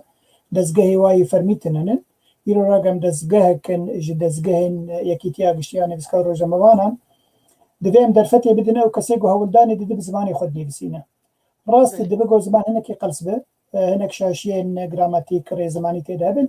لبلي وقتا مجي بيشتغانيا بي كسي نكر او كس كار دفجوي زماني بردو هوري بري خبر زماني دولتين داقرقر كر موقع عربي تركي فارسي نا ويدر فتي بدي بلانك شاشي هبن امجي هولداني دي هنكي سراس بكن دبقو يعني وك برهم هنكي قلسبه دنا باروكا خوده اوجي وقتا ببيني در فتك وي هي بو بلاف كرني وگوه بیده خواه کار بک باشتر پیش روژه خواه پیش بخینه پیواتیا داوی مزگین بری گوام بخاطرش تا بخوازن خواست شکی بیجی دوی روژا پیروز ده هم که مامۆستا مگو دوی روژا پیروز تخوازه تشتکی داوی بیجی بری هم خاطرش تا بخوازن دوێ ڕۆژا پیرۆزدە بڕاستی ڕێز و سلاوێمش هەمەی بینەرێن خۆشتەوی گۆ ئەزوا یەک نکارم نابێوە بێژم ئەز دخوازم یەک خاڵێ بینمە زمان گۆ ڕۆژە ئەم بێژن ڕۆژنامەگەریە کوردی ئیرۆ جهێ گەلێکی بڕاستی دلێمە گەلک جارە تێشێ وەختێ گۆ ئیرۆ تەلڤیزیۆنەک ئەزێ vê pirsgirêkiyan wê bînime ziman gelekî ji wa kesê got ku destpêkê de gelek camerê dî jî kê hebin gelek xanimê dî anî binezmên bi rastî ev rola rojnamegeriyê ji xwe vê de ye ew hêrim û têgihên got hestê netewayetî tê şênin û got ew jî dikevin heman şaştî wekû mînakekî biçûk ez ê jê bêjim gelek tişt hene dema em dibê rojava û rojava yanî micarkên vîsî bû dîsa dibêjim û micareke dî got bû gelo rojavayê Kurdê rojavayê Sudanê rojavayê Somalê rojavayê Deryayê ez hêvî dikim got rojnamegeriya Kurdî bi vî erkîra bêj ber got îdî em jê gotina werdigin zarokê me jî kê îro Kurkê min êdî dibê rojava dema ez bê çima rojava dibê televîzyonê me bêjin rojava gelo ev tişt newlo ev karê rojnamegeriyê hêza rojnamegeriyê mîdya Kurdî mîdya digîtal televîzyon ji xwe divir de xuyatkê gova têgiha têgihên rast bigihêne hişê zaroka û nifşên û hatî em ez mizgîn hez ku ji rojavayê Kurdistanê me ne ji rojava tenê me spas تو هر بجی نه بگمان هم جد بیجن روجاوای کردستان او گروپ اکمه کردا بس ناوی روجاوا لی کربون و داویج دف جوی ناویجی بردان ناف کی دیانا شخور پیدا کرنا گلک سپاس مزگین کیف خوش بوم گوی شفت مربو دوی روجا پیروز ده معنا درفتی بدن حوالا زارین و میوان کوی مستجان کرد میوه هر دو کابینه مثلا کلوا بکن و می درکبن زارین و مستجان کرد و هر دو بخیراتن جواب سلام ما قلت مسلاوة كيلو بكن ومي خوب دم باش تمام بله نهاجی میوانه کسایتی که جه چیای کرمنجه جه عفرینا رنگینه نویسکار و روزنامه‌وان کرد جان کرد براستی خود گلک پیرتوک و گوتارن جور به جوره تبخیر هاتی مامستجان سرچوبان سلام دست پێکێ دا دخوازم تهنێکی بەحسا تەجروبەیە خوا دووارێ ڕاگەیاندنێدا ji بۆ me û temaşevanan bikî تسانێ دەستپێکێدا ez dixwazim silavekî germ bişînim bû wan kesê ku rojnama Kurdistan ava kirine destpêkê û karkerê wê ew ê ku belav dikirin di wan sînora re derbas dikirin û bû hemî rojnamevan û nivîsevanên ku xizmet medya Kurdî kirine ji wexta ku çar pelek bûn heta niha televîzyona û bi taybet dayîkên şehîda dayîkên wa rojnamevanê hatine girtin îşkence dîtine di ber peyvê xwe de eva gelekî yanî giring e lê pirsek min heye mawa kesek li mantiqa Çiyayê Kurda ji min baştir di vê warî de nedît Doktor Abdülmecîd Şêx heye kek Heyder Ömer heye xebatên îvanî mezin di vê warî de hene mixabin û ez ew dawet nekirin û ez dawet kirin xem nakim مامۆستا ڕێز و سڵاوێ me ji bo wan jî heye lê tu jî ne kesekî kêmê bi rastî me îro tu kirî mîvanê xwe em ê rojên dîn wan bikin mîvanê xwe Xwedê ji we razî be heger ser ez naxwazim dirêj bikim ji ber ku gelek kes hene ew jî dixwazim ez ema Kurtî bêjim min gotara ewil sala 1969 di kovara Gulistan de nivîsand ew jî gotarek li ser çêrok û efsaneyên Kurdî bû lê nayê bîra min bi navê bêkes bi navê tiştîwîr min belav kir û mamostaya rehmetî Cegerxwîn jê razî bû gotibû bila ev xurta binivîsînê xwabin dîro demekî kin ez çûm ketim hebsê û êdî ew jî nizam çi pê hat navê wî ji bîr kir ne yanî bi dest min neket Gulistan bi dest min neket piştî wê ji sala 1970 de yanî ez ke çi bêjim من دقلك كوفارا دا كاركر ونفيسانت يعني بو قالك كوفارا من نفيسانت جوان جهانا وك ام ببين يعني نظام نواتش بيجم ليه من ليستاك دريج نفيسانت بو كك عبد الباقي حسيني من جراشان بلكي يعني اگر لازم بيجي براسي من قالك كوفارا دا من لجم من حزب نمومه جبالكو ميديا كردي دبن دستي حزبا دايا حتى روجا ايرو جروجا كو حزب پیدا بین الکردستانی حتی نها هر کسی که روزنامه که خوب پیدا کری رادیو که خوب پیدا کری نها تلویزیون که خوب پیدا کری و به گره داوه ایدن یعنی نبی تشتکی سر بخوا من جمعن يعني تشتك أرماجك سري مذهب آزادية ملت كرد وسرخبونا كردستاني كي درد خزج كجان حزبي با مدير روزنامه كي باش تيدا كردية هاي مدير جارد نفسان لو ما أزنو خزم بيجم من قلق نفسان ديه كوفارة كردي دا يعني أذكارم بيتري چيل كوفاري دا من نفسان دي يا من آريكاري كري يا من درخستيه بخور يعني از خواستم سر تشتکی گرنگ بیدم نه سر دیروکات تشتکو من نویسندی سر تشتکی گرنگ از خواستم لجم کرده حتی رجاء ایرو مگو میدیای حزبی هیا دبی میدیا کی الترناتیف بی پیدا کرن وقت هم ببین مثلا پینوسا نو خطه کی ویرکه سر بخویه نگری دای حزبای اواجی سرکتنکه گرکه میدیا الترناتیف جه حزبا هذا الميدان اویک یه دموکراتی کرنا میدیا کردی هر بار بک خوش کامن حزب هنه ناخذم بناو بکم حزب هنه دوید 40 سالی دا گوتارک من بلاو نکرن نه گوتارک و نه اشتنه یک بلاو ببین صدام چیه؟ لهمبروي دل سوداني قطاري من بلاف بينا هر باور بكن دل باكستاني قطاري من بلاف بينا بله او كفار عربا كو اهتمام بمسألة كردي كرنه وان بلاف كري لمصر للبناني لحر دارك او بارتين كردان اغزم ناف بكن سورينه بيقمان حتى روجا ايرو 40 سالي دا يك قطاري من نهاتي بلاف كرن اواج يعني نشانه چیه؟ لجمعان لیسته رشنه افکس نابد ادبیات مده درکبه نابد درکبه افجی غمگینیه یعنی جیه غمگینیه دنا ملت کرده از نابجم بلاف نکرد شیم درکدن بلاف دکن ملجم کمونیست هم بلاف کرید تشتی خون جم اسلامیست هم بلاف کرید یعنی جم هر کس که بلاف کرید تشتی خود دنگتا چو صورت چو نظام خوشگذاری از باورم انترنت جم خوشگذارین سکنی باشه مامستا جانس که خوشم از کارم تر بردوام بکن حتی گو انترنت جم هوارا مزارین دار کبه بگمان مامستا جان ری تناو عبدالمجید شیخ و آنی زمان از خوازم بی بیجم جواری خوی عزیز ره متکلی لقلبی دانی و او تزانی العفرینه جمر قوت يعني روشة واق قال لك زورة قو بشدار ببه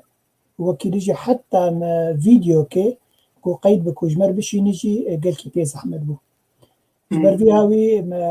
ما تزاني يعني روشة هاوي قال لك خرابة ما قو اوكي مشكلة تنه بس إيرو رو بردوام بمره دي بينوسي دي كاري خود بردوام دي وبرهمي خود شينه ما مستجان از پرسه که گلم پریش تبکم ایرو رو راگهاندنا چاپمنی یعنی راگهاندنا کردی لروجاوای کردستان بگلم پری تچاود مرخینه وقت مگوتی یعنی لواز و جاره گلک جبرکو گریدای مکتب سیاسی حزبی کیه یعنی هر حزبک روزنامه خواهنه کوواره خواهنه تشته انترسان زی تشته یعنی بالکش کو حزبکش حزبات روزنامه خدا هلكك ولا يشتبه يعني تايبات كربي بنابع الرأي الآخر أو رأي الآخر يقول هل كيف حزب نداد بلاف كلام يعني أف سربياتية كرداء إذن لباما كرداء تشتك تناية لجم خلقية بس جمع تناي اوجی چاودێریە ڕاگەهاندنێ سازیە چاودێریە ڕاگەهاندنێ وڵاتین ئەوروپا هەیە بەس جەمە کورداتن حتا کوردستان عێراقیشتنە کو نابێ دەولەتێک تقریبا ئەو سازی دەبێت مێدیا کۆنترۆل بکێ تشتێک و تێدا دبینێ خراپە نە بەرژەوەندیە ملەتێک کوردایە وان تەنبیه بکێ نەیانە لێ زۆر بکێ یا لێخی تەنبیه بکێ و ئەو تشتا يعني نباش ند خدمة ملتي كردة بزماني كخوشك يعني برا بيبي إيه دي كنترول كرنا بو زماني كردي دريم جارنا يون هاف فينا شيركن دبردا يا تلفزيوني دا بر برسن بارتين كرداتين ميداني يا إيه روجنامين كرداتين ميداني يا إن هيئة الإعلام تين ميداني لهر باورم كسدين نود يا سدين نود ودجي جبي بدوان عربينا نا كردينا مخابن بلي لفرنسا سازية كي سازية كنترول كرنا آخافتنا ناوي اف سازي استوباريا ويچيه او كسيك وزيدتري سدي بينجي جبي بدخو بزماني كي بياني بكار بينن جرا انذار دشينا جزا نادين جزا جارا دن جزا دن ليه قليدكن وقليكي يعني ليدك لوكو قليدكن لجام واسازيا جاوديريا ميديا فاتشتنا قاوه ام بيك بينن امي قاربن قاوه كي پیشتا بدن امي قاربن راقوهندني خو پیشتا بدن ايدنجي زمان عربي پره لجام اوجي لجام پينوسا نجي حتى من پیش نيازيك شانت خطي نويسكي جي كك خورشيد را مگو ام پار عربی بجارك الراك ام پار عربی بلاف نك تنهي كردي بوچه بوكو او خورت تزب كردي دنوسينن خونگرم ببن سر زمان كردي دا هنك دبيچه والله زمان من كردي تيرا مناك وبا تيرا تناك تتشش مال ألمانيا يا فرنسا يا سويسرا دمينت في زمان دوان فير دبي قال كاسر روس انا امریکی هنه کندی هنه بلژیکی هلندی آلمانی هنه فر بینه کردی و کمیونیته قصد لیابانه جن که نه رکلام تشتی خوب به زمان کردی دکی ما بوچه هم نکاره كنت أول سر بتطبيق أب تيك توك قال لك يخورت قال لك كرد ويتشوبيني ما بستجانا زي قصورة خوش تعرفوا بكم بهذا زارينات أو بردوام كبتنا فهم زاري بلاز لبورينا خود خازم مشكلات دا انترنت ده هبو قطبو ما مستعد خازم زانب منيرين تا لسر يعني باندورا ازيا سياسي لسر راگهاندنا كردي تا چرا دايكيه بخو ازين نخوشيا مروفاتية تبيه يعني نتاني ملتك يا دولتك يا حزبك يا سروكك ازي مالا مروفا خرابك سرمزني برخراب ها برادرك النبي ساند قلت لي ماذا التجني على الأحزاب الكردية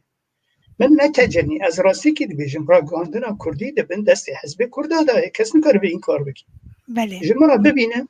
بیجم فلان روزنامه كردي سر بخویه یا فلان روزنامه كردي لیسته رش لجمع تننه يعني وقت مگوتی يعني 40 سال از حزب كردات زانم جرا گوتارکی من بلاغ نکرن بله و بلا عالم دنیا تب بخونی بلا لجنه که چیکن وارن بخونی اگر دو گوتار من حمی گوتار ندا یک بیف دجی ملت کرد یا دجی مصلحت ملت کرد هبه بلا وقتی بیشن حقی وانه باشا ما مستدبيت شو وري كرن دبيت شو وري كرن يعني تدار كاتبي مقول دسيتش لازم بين كرن بله تي ام راگاندنا الترناتیو پیدا بکن او راگاندنا الترناتیو چیه کو او روزنامه نه حزبی به بلا پارتی کی جو پارتی بگمان دبی سر بخوابه راستا حزب ده حزب سه حزب دکارن قال هفته روزنامه کی بدن دست انسانی سر بخو بکار بکن ده شرم من هکن بله نتزانی يعني دکاری او دکاری يعني بمشینه بیکو شر و حزب نابکه ابا یک ایده دموکراتی کرن راگاندنا کرد هنك بارتي أنا الزمن كوسي 4 نویسکار وان هنه واسه 4 نویسکار نه يعني وك عرب دبي لو دخلوا جحر ضب لدخلتموه يعني بارتي بدو خو كفا بلاقيني او نبيسكارجي مخابن بيرد لاقي لي جنش كفا تدبي جوي بارتي قتي ودي داس بيدكي إدي ما الشري وان شركي رادكي وشروي بارتي دكي بله مروه که نویسکاری که باشه ژورنالیستی که گلک باشه و ناف داره ده ناف کرداده وقتی کل جمع پیکاکا بون تنابری مدا مراسله چی بون از اگر بلا بکم و مراسله نا وی خلق يعني وی گوتنی خراب جرا بشه چه تشتی خراب لدنی هبی بومده گوت نها درد کفه تلفزیونا رخنه کاری که نمره یکش پیکی که عیب افتشتا واحد بنا لازم وا کسی وکی کوله خدمت دکن و سبا درابن دبن دجمن نحوین الجمع او کسی بویرکی جوان را بیجی اف شاشه وی از ده شاشه وی قبل ناکن لسر به نانویسی او ناجی که منه او کس که منه هنک جی هنه دسالاتی لکوبه لگلوینه دسالاتی لکوبه لگلوینه محمد حسنين هيكل كود أصلي خده كرده ها محمد حسنين هيكل مزنترين روزنامه‌وان عربای بله چه حکومت لمصر پیدا بی پشگرتی و حکومتی کرد يعني لسوريا جيهن كانوا وانا بعد سهرة كي وارد وانا ايه پشگرتی وان دبي ديمقراطيك كرنا راگاندنا كردي بشيوي كي سيستماتيك ام تيدا كار بكن ايدن مگود کو سازیا جاودیریا راگاندن تونل جمع بله هر کومک که نویسکارا روزنامه‌وانا دبن باسکه حزب کی داشت خور پلانک دینایی بله گروه پلانی خود ماشی ویرا نخمه پارتی دن چه بیجن طرف دی چه بیجن اول سر آخوی حتی مرنی و جویرات بیجن اخلاص الحزبی يعني ام دبن ندل سوزي بارتيت خوبن ام دل سوزي كيشايا خوبن دل سوزي ملتي خوبن دل سوزي خطا نتوي ياكو سر بخوبن بله بله مامستا ام هنكي ورن بحثا كردين لأوروبا بكن وام همي دزانن رافندا كردي لفيدر كي جلكي مزنا هروها دكارم ببيجم بحزاران كرد لأوروبا جيان دكن لي تانها اوقس روزنامه‌وان و نویسکارن ما ين لأوروبا جيان دكن نكاريبون کار خبات بکرانا جبو کنالک فرمی به زمان کردی لوان ولاتان وبا دخوازم زانبم گلو آیا افکی ماسی جمد آیا یا جی دولت ام ببیجن دولت آلمانیا چما ببیجم آلمانیا جبرکو اجمارا هری مزن کرد لی جیان دکن ولات آلمانیا جیان دکه او کی ماسی جمد آیا یا حکومت آلمانیا او درفتات تانها ندایا ما خوش کامل داری حرتش کی تا 4 جرا پیوکی کردی به شاشی گوت رجاده کم یعنی کو تجوی در باز بی تم گشتک نهاد بین به تأثیره به حکاری زمان ترکی جیان دکن بله ام به کردی بین دجین نه بین جیان دکن 4 جرا تگو جیان دکن اوا جیان پریام بیرا کرن یعنی بله ببوره بلکه کیماسی هبن دوار زمان کردی دا بلکه ام بیتر پیوین عربی جی بکارتینن نه لسر وی پیوی از بین بله لسر وی پیوی راگاندن کردی دا جم سیاستمندین کردا گلک دویژن جیان دکن بلکه وقت ترکی دفکرن تزانه بخو بکردی دجین بله یا جیابون یا امی بجین تزانه جیان دکن تنت کردی دا نه تی گوتن الولايات أوروبا راستي يكتي أوروبا هي بس كش نوى كذا يعني جهة هنا ده حروار كده ندواري راجعندنا تاني ده دراجة دواري لنرينا هندكي نتوي وديني هاتنبر مثلا نها برينها بساعد كمن ذاك مدي لكندا بوليس كي كندي سكني وآزان دخوني بله پلیس کندی آزان دخوني اما وانا توارت به ألمانيا جوانا نه وانا هنكي روشتي قوارتن يعني لألمانيا دبيجيش ترى آزادي هر کار بکن ليه کاری برخصت بکن بله اما الولاتنا هاي بشكري جاري وك سويد يعني بشكري ديكن مثلا دمك يكي كتابك بنفساندا دهات كرين جي كتاب خانت دولته دا او كتاب دهات كرين ويرنجي وان بسكري حقي كتابك خدا تخست شيء بروبليم دكودا نا مثلا ألمانيا دويتش ويله هي تلفزيون دويتش ويله بري راديو بين ها بي تلفزيون بري لكل نبي نا البونيه جيب البونيه جي كما زن يعني بيدمك الزنرن برنامج وان بعربي جاي دويتش ويله بالتركي جاي بري ابو بكرديتنا جبركو كرتنا يعني تدبي او كي مسياج جمدا يعني نجم جمدا ألمان ريد ديتا برجه ديتا تكور بكي بس أم كرد نفسر هذا هذه إيه دي بو قنالك أم خود درس بكن أضا بكن برا لازمنا أوي بريخو هنا نادي بروجيكي كوزاني بتيدا بسر ناكبه تيدا قزنجنكي بله هنا إنسان قلق مالدارنا كردنا لأوروبا والإمارات سبي حتى يباري تختقي وانا دبيت ام بكن خير ام ناكن خير ورا تلفزيوني كي بشقريه جيرا بك جاري انت دنجي من ناويس بله يعني براستي ما مستهجرت بكورتي برسيفا قوتنا من بدي اجبركو قلك ميفاني مهين دريزي دانا قوتنا تابداوي هات أري بيش دكاري لداوية تشتكي تخوازي ببيجي از خباتا بيف وخباتا بينوسا نو سباس دكم بيروز دكم بشقرتي جيرا دكم تبلي دبل ومهديدار حر دمكي لسر مجارك يقولوا قالك رأي جدا بين بيستن يعني نتاني جواكي آوه بدرك داده چه قالك جوات آوه هبن ومرا ببيسته قداري بكي بهبرا بگینه تشتی باشتر یعنی براغ اندنه کردی و سرکتن جخباتی ور سپاس جبوتا كنت بشتار بوي لقلمة ماموستا جان بليت هما شوان انهجا وكو ماموستا جان جي آني زمان دبيجاك كي ماسي جمدايا تانها ما نكاربو لفر كنالك بالزمان كردي آفا بكرا بشيوايا كي فرمي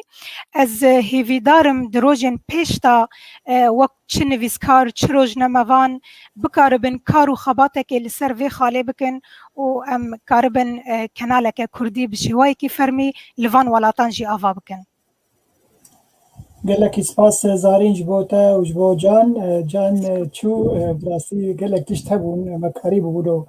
بابدور گنگشه بكرنا لي بلامي بكن ميفاني خونيزيكم كاربن قالك سرواري زمان باخذن قالك سپاس زارين ميفاني مني بشتي جان علي شمدينة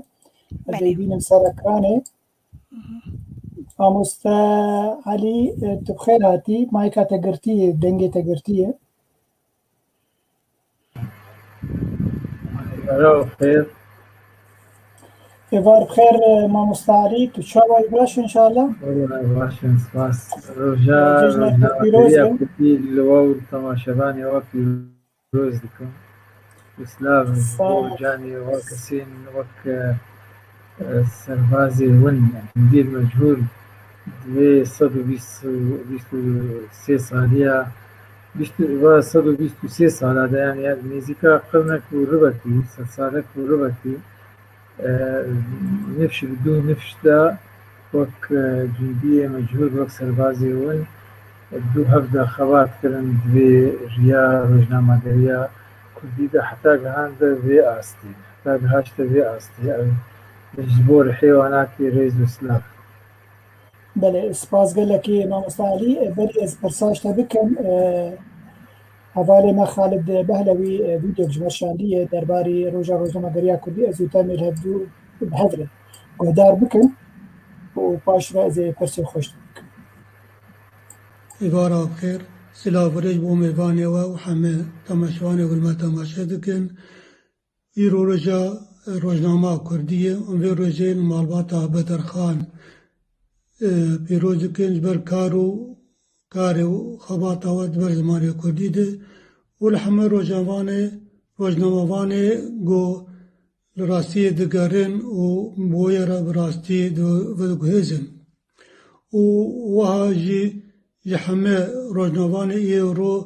زندان آدنه و گوش ولات خود درکتن نکارن بکرن ولات خود وقت برازیم پیشوا بالوی و گوش جانوازی ندیار حین هاکاج شسالات وقت خوارزم فرهاد حمو و حوز همه روزنامه‌وانه گوش جانا خود دزدان بر ما في بلاد خود ام خير خوازيج مايد خوازر قوتم دايم براستي ربن وراستي بيشخنن جسال هذا حزار الزاد أزو ما مستاش جاري العلي لولات مروجنامة شارزا لسر حشت روبلا بزماني كردي وعربي وسرياني ما سر كاغذ دردخست وبابت نويجي أرور جي بو دوزو إيشا ملتي كردي بو جسر سالي ورد از ده بينوسا نو ده نسينم زماني عربي اف بينوسا روجنامه گو جسر سالا ده حزار دوازده ده دكوه به تناسكرين روجنامه سربخوا آزادی ولاد پاریزی از ویم اف روزنامه هر ورجی خو بگره تو مدام پیش که دبر خدمتا ملتی خود و مافی ملتی بد از بهورم از بهویم جی گروجن بین ام ببن خودی کانال تلویزیونی روزنامک منابع کردی لسوری به بلاکرین و پسپورن راگاندنی و دزگه راگاندنی جمر جمع چه ببن و داوید از سر خوازیه و خوشی حمل ملت مرد خوازم و ریز و سلاف جبو کارمند پی تیوی و شوا من خوش سپاس ورد سپاس بو حوالی جو خالد بهلوی كك ناتا دنجي خو كجلكي باشا كك علي بريس برساش تبكم جلك حوالي هيجا كومنتي خوش مدين ساندني وك عزيز غمجبين صديق شرخي محمد انجا مموجان داود جوهر ممو بحسالو بيا كردي كريه بيجو ما نوجي بابتك خوشكا جوهر بين زمان بيشروجي دمي خلقك كل سر داخل وهذا كي يجي مع مصطفى أحمد مرعان سلاف رجبو كذا رجبو حولدانا وبيويا ما مستعري شمدين بلكي هناك تناس كنا بخواد جهني ملتي كرد روجازاي كردستان تناس ذك اللي بلزينا كي درباري كنت جيانا تبيجن داكو خلكي دي ترجي بين العسكرين علي شمدين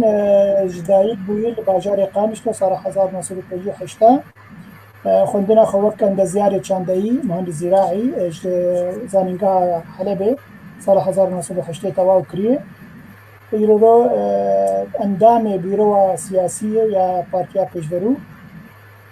نيفسكاره و اندام سانديكايا روزنامه‌وانی كردستانش سال 2007 اندامي چارده برهمن ويهنن دواري نيفساندنه ورگراندنه انجی در داهنانه و ورگراندنه پرتوکک بالکش دوار راگهاندنه دهیه بعربی نوی کتاب الأعلام والرأي العام الكردي في سوريا يعني پرتوکا راگهاندنه ورايا قشتية كردي لسوريا هر وكي ديجي پرتوکا كل سرطفقرا كردي وچما افقاسي جبدو بلاف دبن او جهية ما مستعليه زي پرساخه درباري پرتوکا تيا لسر راگهاندنه بكن قالت كاري نافارو كاويج مربين الزمان فرمو والله سپاس شتو انا راولا وفي ياسر كثير شرط فاسي هو سپاس جو تماشواني وي بيجا والله يعني او فكا قلت انا بي قلت راك عندنا رايا مشتي في سوريا يعني او بتكامي يكم بكارمي يكم تجربه وازمنه يكم بدواري بيساندنا وكتيب وكتوب او شيء براستي هات انجامي كاري مي بوج 1993 کۆمیتە ڕاگەاندندا یا پارتیا دیموکراتی پێشڤەڕۆی کورد لە سووریا و دوێ دەبڕاستی ینی ینی وەکو نیوشتێ واسارا بوو یانی 2013 دەکەت ئەز نۆت و چیە کەتم کۆمیتە ڕاگەاندندا ینی ئەو چەند ساڵێک بۆم کار کرد وارێ ڕاگەاندندا ئە فکرەت جەم چی بوو ئەنە سەر یەک ژێک وەک هەستێ گرنگیە ئەعلام و نەرازیبوون ئامژیتی شێوەیە بۆ ڕاگەاندن برێڤەت چوو وەروەها ینی ئەو بابەت تایبەت ینی وەک بێ نەهات بۆ لێکۆلین دوی واریدا نەدیتن لێکۆلینی تایبەت سەر ڕاگەاندنا کوردی لە سووریا وەکو پرتوک دەرکەتبێ ینی مدیژ ئەرکێخوا و خۆدەژی دی بۆزکارم کارێکی وەرابم هەم ئەو ڕاگەاندنا کوردی یا سووری ینی باشی و خراپیە خۆبە ئەس دیکۆمەنت بکەم پرتوکەکێدا ئەس ئەو تەجروبامی وا ساڵاژیتی ئەس نەرینێ خۆیان پێشنیارێ خۆیان رەخنێ خۆ سەر ئەو تەجریبا بۆ هەی ئەوژی دیکۆمەنت بکەم و بنویسێنم وەروەها وەکو محاولاکێ بووم کرد نزانم حتا کیجا ئاستی سەرکەوتنیانە خرمەژێ و عالیە خۆدا ینی ئەس بەشێک ژێ دوارێ نەزەریت لەسەر ئەعلامە کوردی عام ئابشتی دائیرەم تەنگتر کرد ئەو خەلەکم بەشێ دووادە تەنگتر کرد سەر ئا کوردی سووری هین تەنگتر کرد سەر ئا پارتیا پێشڤەڕوو ڕۆژنامە دیموکراتی بر وەک نمونە کەیلەکێ دەخستێ تاریژی ینی هەن دیاردە هەن زاهیرێ خراپ ناو ڕاگەاندنا کوردی دە ناو تەبگەرا سیاسی کوردی سووریدا ڕووداوند بە 5 ساڵێ چوویدا یا خەتەرترین و ترسناکترین دیاردە ئەو بوو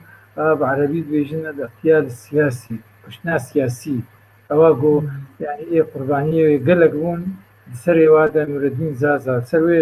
زاهیرێ سەروێ دیاردەیە دوێکتێ بێ دەست باش سەکنی سەر ینی ئیشاعات و دەنگۆوەکە ئەم ژێر دوێژن ناو تەبگەرە سیاسیدا و بێبەختی و تشتێ ورۆ خراپ ئەو زمانێ نەشێرین ئەسەروێ گەلێکی سەکنیمە چوە تاتیراوێ باندۆراوێ ینی بە ئەفتێ دوی وارێ ڕاگەاندنێ بشتیدە تایبەت سەر ئا کوردی سووریا یعنی ناڤەرۆکە پەرتوکێتە ئەنکی بەرێ خۆدایی سیاسەتێ ڕاگەاندنا سیاسی گەلکتر گۆ ڕاگەاندنان بێژن نوچەیی بێ ئانژی یا کولتوری بێ یا چاندەیی بێ کرد یانی بەلکی بووی عالی دەچوو بێ لێم هەوڵدایە ڕۆژە پرسا کورد لە سووریا مەیە بەلووریە کەتنا سەرکسپیکۆ وڤردا بەشێکژ کوردستانیش هەرێمێ کوردی کوردستانە مەزن ناو سینۆری سووریا نوودا هات ینی دانین نەخشاندن ڕسماندن ژوێ شاخێدە پرسا کورد و سووری هات دەکرد و پێرە پێرە ڕاگەاندنژی و ڕۆژنامەڤانیژی هاتە مەیدانێ ینی ئەان هات قوناغا ئەنتیدابا فەرەنسیدا گەلک تشتێ پۆزیتیڤ دەربارەی کورد و پرسا کوردە هەبوون بنسیا بنساویەدە باشترین و پۆزیتیڤترین تشت ئەو بوو بۆ دەرفەت بۆ چێبوونە و دامەزراندنە ڕۆژنامەڤانیە کوردی بوو ئەوژیکی مارا بەدرخانوانە دەستێوە پش بێ دەستێوە درێژ بووژیکی دوی واریدە ینی مژوێ دەست پێ کردە لێ بێتر وەک دەکەرم کرد ینی ڕوێ ڕۆژنامەوانیا کوردی سووریا بهتر پشتی دامەزرانا تەلگەرە سیاسی کوردی سووری چێبوو و بهتر ینی کەتە بن ڕۆنیەدا ئەو ڕۆژنامە و کەسێ نویسکە کەتن بن ڕۆنیەدا پشتی ئەو ناکۆکی دەست پێ بوون چەکێ سەرەکی گۆپێ بەرامبەری هەف دراوەستان هەر ڕاگهاندن نەمخابن باش بوو باش بچێتر بوو بۆ چەک بانە بۆ سلاح بانە ینی ئەگە سلاحی هەبە ممکنە بکار هاتبانە کارانین باش بشن سێمەی باش هەمە رێژاوی بلند سەقفێوەی بلند کارانینە ڕاگهاندن بوو ئەوژیکی ڕاستی ینی سەر سەکنی مەگەلێکی بێ چ خاسی دوارێ ڕاگهاندنیدا هەردوو ئێشان بنا هەردوو تەخوینکردە سوورەتی هەر خراپکردە هێشتنە حتا کەسێکی وەک نورەدین زازە دووەختە خۆدا بەلکی یەکش دە کەسا بوو سەر ئاستێش ڕۆژلاتە ناوین ئێگۆ خودی ینی شەهدا بلند بوو ئەکادمیکی بلند بوو سیاست مەدارێکی هێژا بوو ولۆ لێکردن حتا گۆراشتە خۆ سینۆر عەرە قاچاغی خۆگهاندا ئەوروپا و بۆ دوێ کەس بدوو بدنێ وەز بمژی کەس نەیە سەرتربانە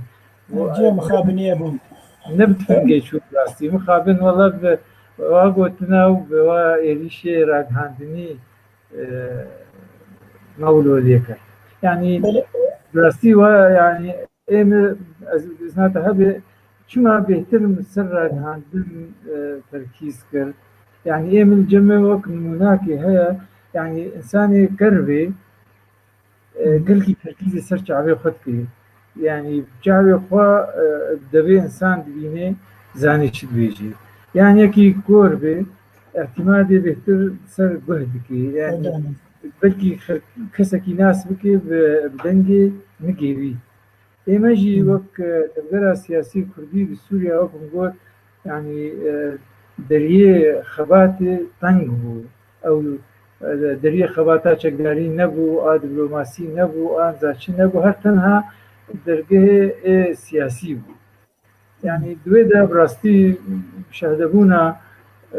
خەڵکێ پارچەی دیترێ و ئێ شارەزا و ئێگۆ کوردستانە سووریا مانە و ئێگۆ وان ناسن یعنی دوێ حتا شوانێ کوردی سووریا سیاسەتە هینەکی خێنتی چما بگۆ بێگومان وەگوتە بۆ شوانێ کوردجی ئەو نەی بەلایەتێ مامۆستا باقییانیش بەرگۆ تر دەرفەتی دیتر نەبوون هەر ئەو دەرفەت بوو ڕاستی کوردی سووریا تێدا زیرەک بوون و سەرکەتن و کاری بوون ینی سیاست تێدا ژیر بن سلاحێ سیاسەتێ چەکێ کارانین ڕاگەهاندن بوو بێجە ڕاگەهاندن چ قاسی ئەگەر تا ئاسێکی لە دژی دژمنی خۆبکار ئاین بە سەختا لازم بوو دژی هەفشی باش بکاتانی زانی بوون لە دژی هەفشی بکاربێنین مقابل ینی ئەو پرتووکە هەموو ڕاستی دوی ئەتمۆسفێرێدا دوێ ئەتمۆسفێرێدەوە چێ پێ مامۆستاعلی خەم ناشکەرەمەتەرە دیسا دەرباری پرتوکاتە بۆ گوتیژی دزانێ ji dema heştê dê sala 1980 heta sala 1990 yani tevgerek çandeyî li nav Kurdên meyî Rojavayê Kurdistanê çêbû tiştekî gelekî mezin bû. Çi kesên serbixwe bûn, çi kesên partîzan bûn, kovarê xwe derxistin çi bi zimanê Kurdî çi bi zimanên Erebî yani tibabek ji rojname û kovaran derketin bîst behlî bûn bi rastî çi bi formê xwe ve çi bi naveroka xwe ve. Gelo te behsa wê demê jî kirî wê qûnagê ji heştê heta notî. تفاصيل مدنية يعني بانوراما روجنامەوانیە کوردی سووریا باش تەقتیە کردە وەک مشتەر بۆ نمونەژی برنە يعني هەنێک ئەحسایات چێکردنە جەداول چێکردنە وەک نمونە دیموکراتی بریە تحلیل کردە يعني ناڤەرووکاوی چاوا بوو شکێ دەرکردناوی چاوا بوو کاتێوەی کاتێ گوتێدە بەلاو بوو زەمانی گوتێدە بەلاو بوو دەستکرد ئاستەنگێ هاتن پێشی چ ڕێژیمێ بێ چێ ئاستەنگێ تەکنیکی کار بوون قناغي يعني خصيصي شاف قناغ هر قناغي سماتي و تايبة مندية من ديار كرنا يعني مزقور خوب أدبم كاركي تا حدكي باشا ويعني قابا يعني الجمع جرينج أو تجربة أولى قابا أولى ديواري ده يعني بهم تيجي دواري على عمد شوية بلكيش ما كان ترجبه يعني تنبي يستي كتابك بسر يعني راجعنا كردي سوري ولو تحليلي به وبحث به مراجع بنو هناك يعني بخوا هناك ايش مكرنا وك احصائيات وتشتغلوا تحليلي بحثي يعني ادقي كاركي باش ما كبير هر بجي بيكمان هاتن نفساندن هنا بزمان كردي هاتن نفساندن سر روزنامه‌گری كردي او جي مثلا تجميعي يعني دان هوا هني مرتوكو يعني دي قد ذات هذه يعني عنوانها كتير أدرسها كتير الإعلام والرأي العام الكردي في سوريا يعني يعني بشك جي راق عندنا بشي ونضاع إيجو كسنا سرنانا وستي إيجو قال لك يقرنقا يعني أنا أبها بالي تشتغل بكي حتى أصلكي بلندجي رخني واجي خد جيبن ل يعني أو تركيزي تكون سر جهتي راقاندن درست كريا يعني تجري ما نكري راقاندنك درست كريا بلكي ندي أستي مطلوب دري يعني وكأنها دائما كصديق بود سر تبقرا سياسي والله خبرها يتكلم يعني تبي امس خوا وقت بريجي بكي مشتركوتي أبها أغلبية وايقو من الناس تكن يعني زميداري واري ثقافي ما بيهترج بيه السياسي وأز وقت يقولوا بدفت بيجيم نتن الدفتية وكارشي يعني كاركي باش دوارين ويساندني وشي كده وكيم جورم بلكي وقت يوم بيهتر خدمتها حزبها خوبكن خدمتها ويساندني مكريا لتبي ويجي ايم أزوك مثقفة يستخدم بنيارم بيجم أدبيجم يعني دي آلية أساسية هنا أو فتشار يعني راقاندني خلقا راقاندني تشارن إيقول دشيني المرسل وقت عربي وسيلة نقل كي ناما قلت هاي خطابة متلقي إيقول خطابي والدقري يعني إيما بهتر دبيكتي بشكي مزنجي للسر رأي قشتية كردي سوريا يعني أنا علامة كي نموذجيجي بيني وقت رأي عامي قشتي نستويها بيان تفاعلك إيجابي تكريك بوزيتيف تيرنكي أو راقهاندن هر برعاويتي يعني معادلات هذه أو معادلة متوازن دي أدبم تبقراك كردي سوريا تتشكي معنيها بيجي نحاضر من دفاع البردبكم بلكي هنا كيمانية زي ترجي بيجي للتالي ده أو تشتكريه يعني براستي تبقرا سياسي كردي سوريا ده تراكمات شيء كبير دواري راقاندن يعني وقت كريادي كي جان كرد جواز نحزبي ما نحزبي بس تحدات كن إلا تحزبك يقدر باسويا مستحيل كسك روشنبير أو ليجو هشي بدبي نبي نيج واجبي خو تبدو تبقرا سياسي بي تبدو بي بلكي أو خجيه مستر بيني يعني ويش خو مستر بيني يعني آخر خللك تشيد بي أسباب قالكم درت كبير إيم الباما أو يقول درت كبير بسري خود بير وشنبير يا بين بيسكار باشترى جو إلا بدستا حزبيتية بقري وهري إلا فارشبونا يعني ديسا يعني أو كسيب وخدايا يعني أذنب ورأيا بود بيجين أف مثقفة ما تبخش بركاتنا آلي نتبولونا يعني أصلا جيد براستي نافت الجرامة السياسية ده هنا نقول إننا ممكن إنسانك روشنبير مبدع بخوازي إلا تشتكي بدي ممكن نبني في وسط ضروري نافت الجرامة السياسية ده يعني ناف أحزاب السياسية ده جبل هناك جوانا وخب زور هشتنا مجبور بونا قلت لو طورينا او دير تبابي ظاهرة الانشقاقات دم بحث كده شنو انشقاقك هذه نتيجة حتى شيء يعني دوي حالة إذا أنا رجع جوز ببينم نكار من كاري قي ثقافي بكون جمرة أولويات ثقافت بين أزيخو مالي كوزي بنويسن لنا إلا مرو اختياجي دركت إلا بكفرها بعد الشيء ده يعني جيم مخابنية بلي مخابنة في تشتلنا بكردادة هاي ما مصالي أنت ناس كنت ذات وقت روشنبيركي قالت تروح سياسة مداركي ريد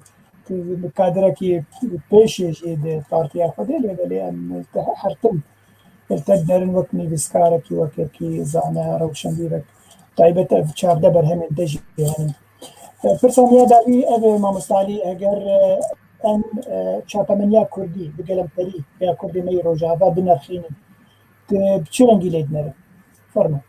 يعني أزمن تشتمي ولو بلوق ممكن يعني أنا تشتمي مع بيش مع جيبة يعني أنا إيرو روج أزراق هاندن وشابمني وحتى قناة تلفزيوني جي تماشد كن أزنابيجم إيه برج تشيترن بس إيه أنها دروشك خراب تردن يعني هردو نباشن أدبقي أم أنها تكونها كده نباشتر بود زاني أزيد هناك نمونشتر بيجم خالي إيجي بوزيتيف دراج هانا بريدا نمقوت تشقاسي شده تفقري وراق هاندنا هاي وخبات هاي بكي جيه رخناتي دهايا هي كيما اللي تبي ويشي از بيج ما بي تفقري تشتك نكريا بوجدانية بضميرية بلكي ممكن حقد ممكن ميكاري بكم إلى آخره يعني أنا بالا خوف ديدا يعني تفقرها سياسي وقت مفهومي وي إيه صح نأي غلط يقول ما فهم كري نتني أحزاب سياسينا حتى بقري روشنبيري وإيه سيدن وملتا يعني جهسي خلقا حتى أنها إيجو بيهتر دواري راقعاندني دا محاولة كري هود دايا كار بكي تبقرا سياسية بغلط يخوض أبيك إيه دي تري حتى بغلط جيبي هما نكر محاولات نقول بلكي إيه وك زانين وك إيجو وكرن إيه هناك غير الوجه كرن تشتي جهد استفشيبو إيه وقتي خوون دانت كرب شريط تبقري وتشو بديل تقديم كريان ند بدلولا بديل جيبي موازي وجيرة تشتي دعم وشيتكر أو حقي تبو ترخنا جيبي يكي دي هاي المالي روشتي يا أخي والله رينادنا من السكرتير مناخنا جي خوتا فراج مناي ناس بنويسينو ليا ام تجربة ما أز إنسان كي خورتكم مواهب مين بيسانني هابو أتحزبك يدبو نش حزبك مريخ حزبك طعم شلول كرسانا سوري هابو وأز موجود بهم واختاقهم دست خوكرهم مخون من مطالعة كر من محاولة ميسانني كر ومن هجارة غلط كر ومجمر صلحان حتى داوي مكاريبو نفسها حزبها خدا از جيك خو ببينم ديغو بشتي از بوم نبيسكار حزبان بيجب لكي استفادة جنكر وكم استفادة جيكر بكي ويجي استفادة يعني مكاريب ورحك مسبق الجمع هابو هم آلي هابكن إنسان ما يكي بيها ممكن نفس حزبان مدى والقيلة تنبو دفجيت بردا دفش حزب جي دورت بردا دولت قلت والله أزيبو باب بروفيسور أقر ريدا بانا أدبهم إيه مبدع بيتحفظ سيدي جي كاري بكي اب تجربات عادي تشتكي قلكي مهم هبو حركات كردي سوري ده يعني مهاترات تجي هفكر الخبر هبردان بس روجك خطابه واي سياسي دوري هبنك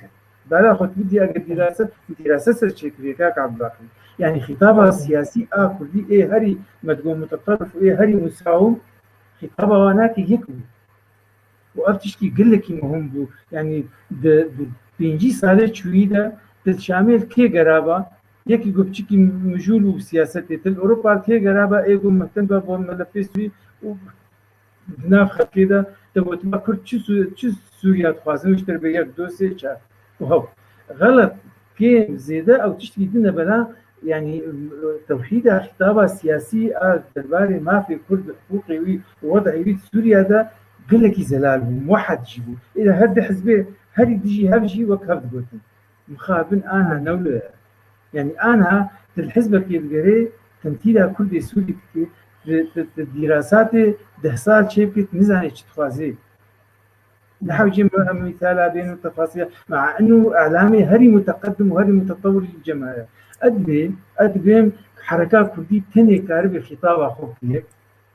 حتى بو يك قناة إعلام الجنبي هبي يقول لك مهمة ضرورية أمكار بكنا حتى نبي شيء قنوات خلفية يبون البرتة قرن قلت بس تصريحك يبلي بس خطابك يقدمني بس ملفك يقدمني يعني نوك بري حساب سرتب كل ما كردي قلت جريدة بحث دهاتبا حتى خبر شيء مردابا مدبوعة والله بحساب كردي نولو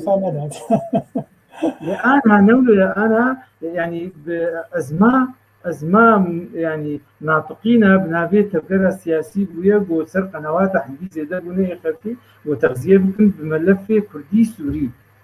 تشتيج مر لازم ملف يعني خطابة سياسية كيج ما وفد كيمتشي واشنطن وتشتكي تقدم وفد هري وعكس هناكي وبيجي يكي مثقف وإذا كبير بجواب بروفيسور هردوا وحاكم هردوا خطابك دي بيجي دهاق وسياسي أوروبي ديتر مدينة الكردستاني يا أخي أنا شد خازن سوريا جاركي جاميركي برا زنكي دريج بكم ما مدري مناسبة ده جامير سر أهميتها والله ما كرتي علي كرتي أنا والله كرتي بنا نقول في دريج كارم تأجيل أنا فهمت قصد ما بري بأزمة ده برچ يدون تحالفات يدون واحزاب جفشق دون خطاب واي سياسي اقتصادي نوت اجنبي نوت ونه قاسم مشترك نواد ابو انا ايه بهبره ديك اطاري ده ديك اسكارم نموناشتر بينهم درت كبسر اعلامي عكسي هفصد واشتي درجي بيجي كارثه برده كاك عبد الباقي ندت قنوات مهم من اوقات شتي بيجي حقا بس بيجي اهمها يا وتشتي ممكن هاي أنا تجمر بيجي خيو بيقع علامة شطرة وباقع أحزابها وبي حركة وبا متسلقين وبا مرتزقة وبا دزا أبيقود بيجي تبي حزبك أز حزب جيكم حنابي واختاقوا يعني بنقه غلط بي يا ممكن يعني أنا أفحي ورا قود بي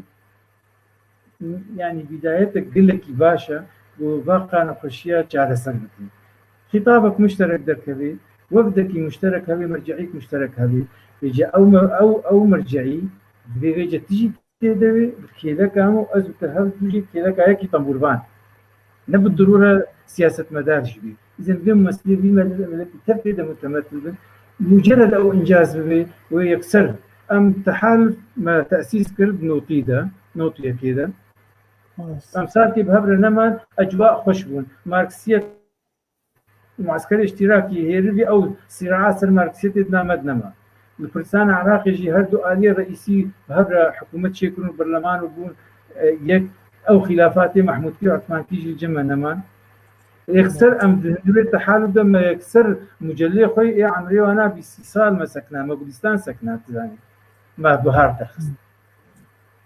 أو هو وقت نتيجة يعني النتيجة وقتها أم لهفن خطابة مي سياسي وقت هفبي أم إطارنا قاسمين مشترك نعمة هابن أم تيكرني هدو قبول بكم وش أخوي الحالة خوا أبطر وبيلن وقناتك يسر مفرقكم وبيلن قو أم حاجتي بجا بيسكاتي وقتا بنت النرويجي بيعمل بدستيتا إلا بدون فدخيلي تبكن وردنيسي وقتا الصراع أم جهاف دزن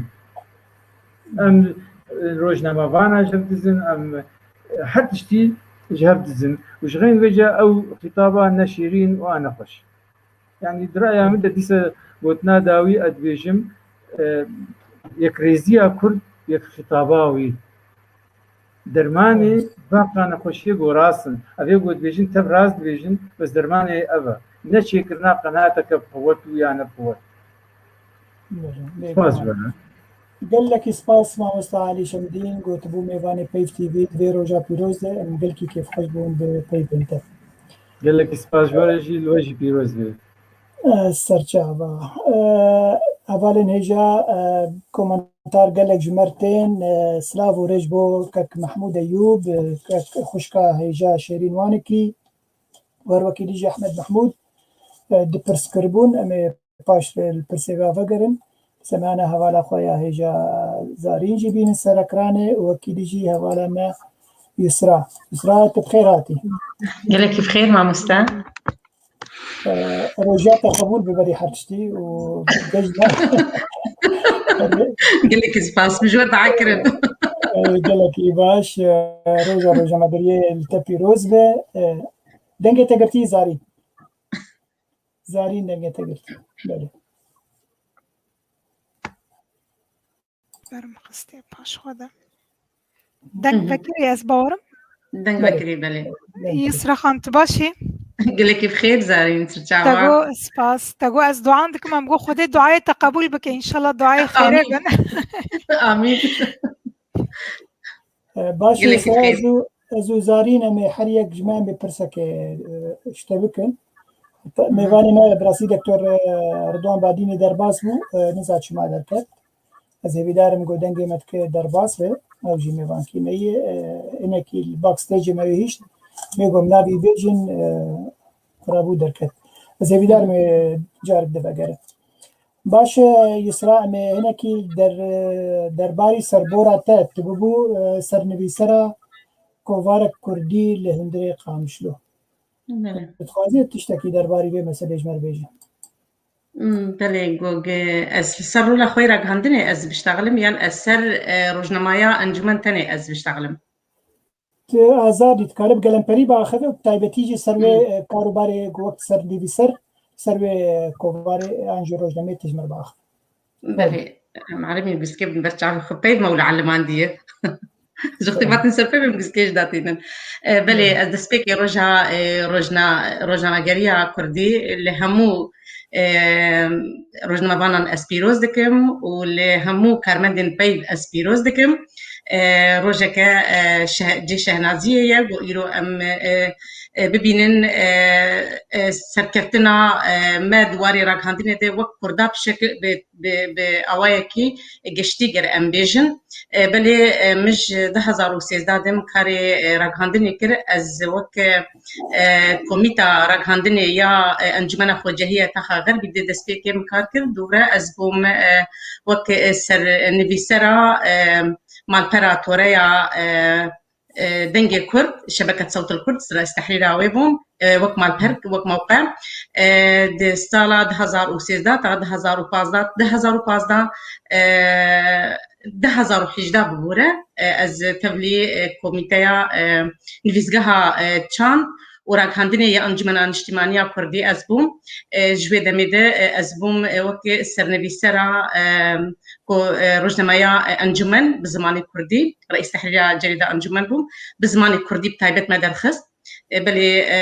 اسکارم بیجم دماغو گمهجمار یکمین مدرخست بابی مانی برکی مدام استندری می مبترکب مب ما مستخالد جميل محمد كير مب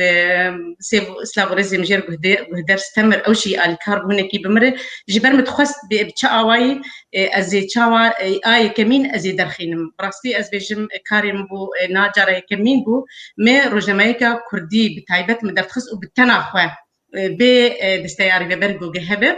از بتناخبوم مدرخص او روجمج نهرو بلا بسركفت برنجي سركفتي مدرخص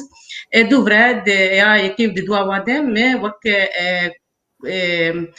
وقت دستايا بريفا برمج روزنامه تشيكر ريزوسلاف مجواري مع مستر محمد كوسا او وقت كسي اللي بقري زمان بو وقت مصممي وي روزنامه بو والي كاربو قال لك بمره وما مستا فرهات شيخ وسلاف وريزي مجوير جي هنا او جي قال لك الي كاربو بمره براستي ما هجمار باش وي روزنامه مدرخص دقيا دور حجدا روبلان بهتر دبون ما قريبو هي بهتر ام بيش بخينن وهين جي ام درخينن وما قال لك هول دا بيش خصناوي بهتر برنجكي خشك مدرخص برنجكي سركفتي د چاندي بو بشه چاندی بو سیاسی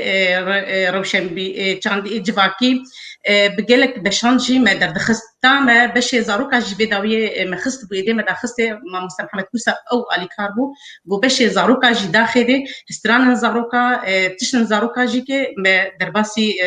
روزنامه خاطر لی مخابن روزنامه هات سکناندن امنا به لغوبو نما لی هات سکناندن شبرگم تخازن باوای کی کاغذ درخینن باوایکی ورقی امی درخینن جبرو له روزنامه هات سکن عندن تارو جائرو بلی ابو از هاتم اسکیف خوشم گوی جائرو زراگ هندنی داد کانالا پیک تی وی دما تو هر بیجی امشي كيف خوشن كنت إيرو تدام خدامة وتبشدار بوي بمرة قلك سپاس كيف خشم بروي خشكي وقت قوي هوالا مي وبمره وبردوام بدبي في تي في وهل بات سركفتنا ما بكسين وقوا ولو زانه وجير وسركب بهتر بيبامه سپاس بوتا زارین تکاری پرسکه جسرا بکاگر تحزبی يسرا خان دخوازم زانبم رولا جنا كرد دواري راقي هاندني دات تشاوا دنرخيني بله جنا كرد از بيجم وك بيجي قدرات وامكانياتي وين هي هولدانا وي هي قدام درفت جي بي بكرن كار همو كاري بكنا كاي راك عندني تاني بك لي كاري راك عندني او كاري وقت بيجي او وجداني قلاي دما قو جيك درباس بيدي جنا كرد مدينه بيهتر رولاوي قال لك بخورتي تشبو بشتي شورش سوري جبت درفتنا كي جير بابو بشتي ازادي وبشتي شورش ومدينه من براي خوي كرد دركت دنگي ويجي هبو دنگي خوجي بجي اني ام دبينن بوغ جسر بلنداي دما قام دبينن جنا كرد فانغا بادا بيجي وجنا كرد ايرو باواي كي قلك خوش وباواي كي برفره كاري راكاندني دك بله راسته كاكي عبد الباقي تشو ديار ازو تامه تمام بكن ما فيش مفرقاي كاكي عبد الباقي سكار ما يبين مسركراني وخد خصيص كارو بيبين هذا حاجه ازي بين حاجه تنبينه براسي شندي دور هرجي اميتا بينن يعني لا سكار بيبين ونجامرن هوالا اسرا سكارم به پرسشته بکن بریگوان فيديو كي شاهيني بكر سويركلي لاستراليا جمر شاندية امي هرسي بهفره امي ليه تماشا بكن باش لازم برسا خوش تبكن باش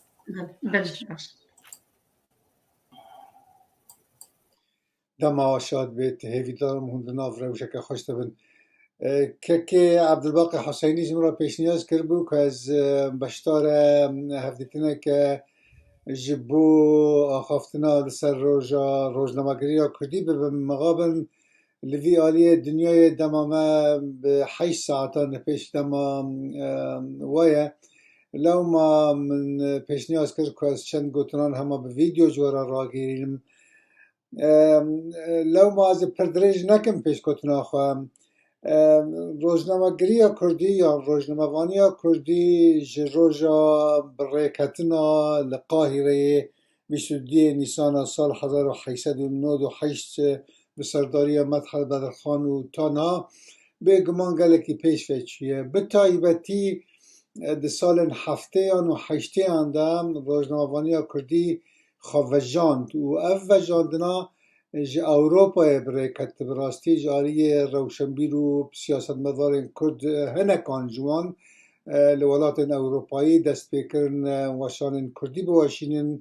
به گوتار یا به روزنامه به تایبتی لسویر پیش کفتنه که بالکش جهگرت گلک کووار هبون گلک آنوان خواب پرس سیاسی و علاقه دار دکرن و خواب دوزان نتایی و علاقه دار دکرن گوتنا رخصتنا خود گوتن لی هنک روزنامه جی هبون به تایبتی روزنامه کردستان پرس با نمونت بیرامن روزنامه که کالیت باش بود مقابل درج نکر راوستیا لی پیشفچونا هری باش دما تلفزیون ساتلاتی دا جه گرت دما تلفزیون ساتلاتی دست بکرن وسان خواه پیشکش بکن وان وشانان وکی جبر کرد به دولت بون دست بکه بکی ماسی وشان ریخستنان بون پروپاگاندا خواه کرن نه وشان اوبژکتیو بون یعنی لی چاوابه روزنامه‌گری تیدا جهده گرت و روزنامه‌گری کردی و تلویزیون کردی و رادیو برنامه رادیو کردی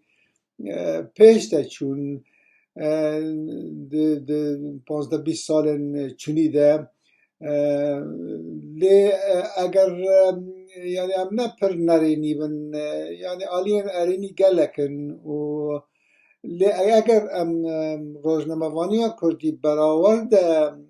روزنامه‌وانی اولات پیشکفتی بکنم مقارنه بکنم بنرن کنم هین گلکی لپاشن چما لپاشن همه به کردی چند سلمان را گینم یک جبر کو درفتن دست مده نوکی درفتن هنک ولاتن پیشکفتی هنه درفتن آبوری درفتن تکنولوژی و یندن یادن تانهاجی میدیا کردی به پرانی دست ریخستن کردی دایه و جبر کو دست ریخستن کردی دایه چقا روش باشترجی ببه راگیاندنه که ریک و پیک موضوعی تنه لی نها میدیا دناو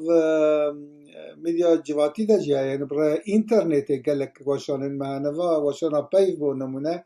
کار خود کنه گلک سودیوان هیه لی اوجی شوه که تایبت یا میدیایه از خواستم چند صدمان ببیزم چما میدیا کردی وکی که ام دخوازن پیشفه نچویه اوه وقتا ناده که پیشفتون چونه پیشفتون هایه لی بگمان ام دخوازن هین بیتر پیشفه بچه چند صدمان که چما بیتر پیشفه نچویه یکی صدمان که بونا یعنی اوکی بودن روزنامه یعنی چیه یعنی نامه که روزانه لیتا روز ای رو دناو کرمانجان دازدیم کرمانجان دازدیم ام تم بشوه که عاطفی نتوی ام بین کرد لی جدابونه که مزینه هیا لدر ما فهمتنه سر روزناموانی یا لروزالات کردستان با خفم دمام های من گلکی جوان تنه به چاوا به های مکیم زیده با شور کردستان پچکی هیا لی از بیتر در حق روزناموانی یا آلی کرمانجان دا خفمه یعنی ای روز دناف کرمانجان دا روزنامه که روزانه چنه که روزه ام ببجه آلی 9 میلیون مروف بهت خواندن اگر هبو یا اگر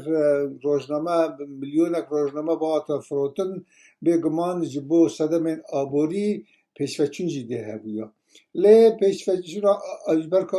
قزنج آبوری تیده کیمه پیشفچون جی کیبتر دبه یادن روزنامه‌وانی کردی و همین میدیا کردی تا راده که بلند جبر بندستبونا گله کرد خواب پرسا نتوایی وگرید یعنی لولات پیشکفتی رو روزنامه‌گری خواب گلک آوان و علاقه دارد که آوان سیاسی و آوان فلسفی آوان پروردهی آوان جواتی آوان تکنولوژی آوان گردونی و هر وها لی روزنامه‌وانی اما بپرانی تا راده که بلند خواب پرسا نتوایی و گرید هن جران خواب پرسا چاندی بپرسا زمین و گرید اف صدمک و صدمک دناو مده دناو کردان دا گلک تابو هنه نتنه قد خبون از آلی دولت آنوا لی دناو ما بخواد قد خبون هیا یعنی تابو هیا ریخستن از آلیین یعنی ترسا که رخنج پشکرین ریخستن سیاسی وره دویت ام گوتنا خاطیخ نمیزینه پرسا که رخنج جواته و هبه اما و گوتنه ما که خلق و یعنی کیف آوان ناهه تابویا جواتی هیا تابویا اولی هیا اجبو دین دویت ام مقاید بن که ام کس اولدار دین اسلامه ام آمان برا کسک دل وان نمینه لو ما وقت روزنامه‌وان آزادی ما هاتیه ما بخواب خواه آزادی خواه بسینور کریه یعنی تابول سر ما هیه و آلیه که دن و ناو روزنامه‌وان مده کسیم که بشیوه که آکادمی روزنامه‌وانی خونده بن پر که من گر همینجی به کرمانجی نخوندنه یعنی روزنامه‌وان دوید به زمان خواه خونده به دوید به آوائه که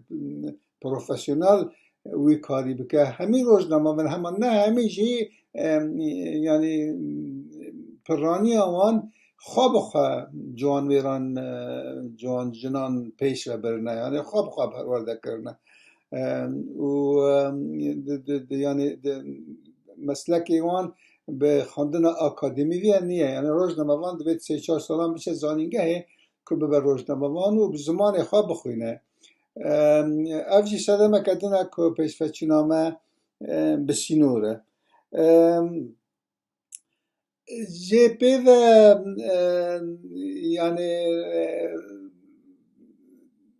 کارش بو روزنامه‌وانان کیمن که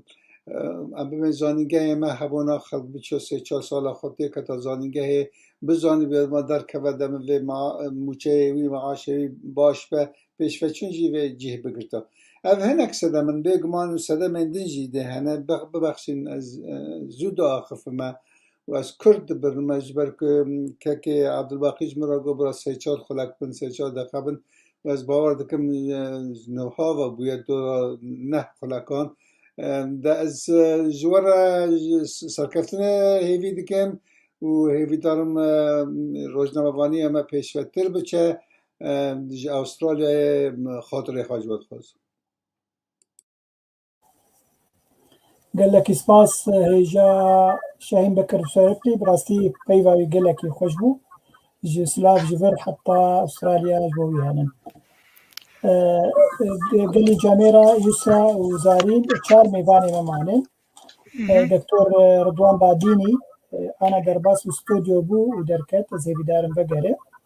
دكتور محمود عباس سر بينوسان وبشي عربي با خبج بر حوالی می جا خورشید شوزی لبورین خو خواست جبر یک مروی مربو وفات کرد رحمه خدای لیبه لوانه خدای لیبه بله لای خزوری بو یا مگوی دکتور محمود بحثا بشی عربی جی پینو سانوی بکه جبر او جیگری ویه روزنامه ده هر وقت دیگه راگها پیامنیرا ما دلش آدم کارکی که گوتو از درنگ درباس بن اما بدارن قوانا قياب مال اوجي درباس به وهربا كي سامي الاون اوجي كار دكده راديا زاخو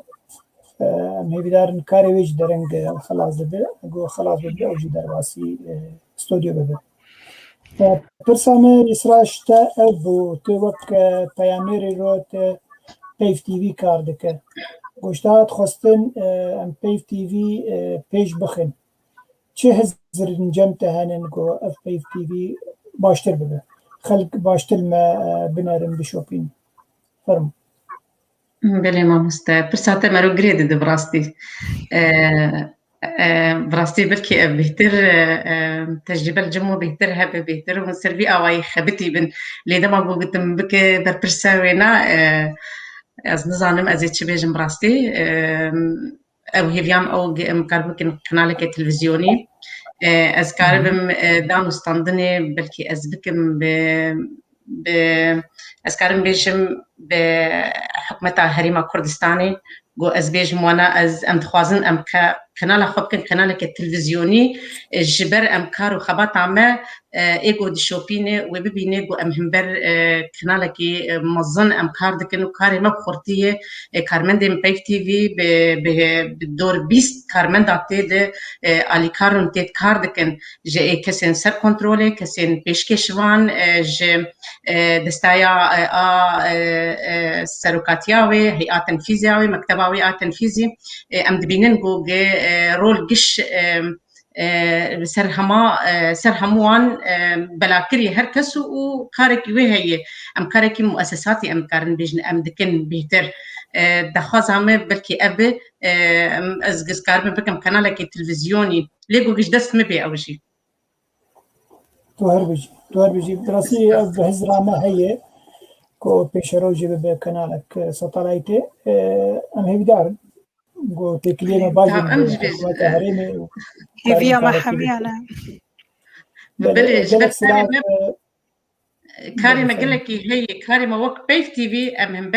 بركي تمني بيف تي في نسوديه هي شش ما هي ما نقد يعني كاربي جن ام تارو جايرو دما تجريبي دنا ام كارم خوا بيجبر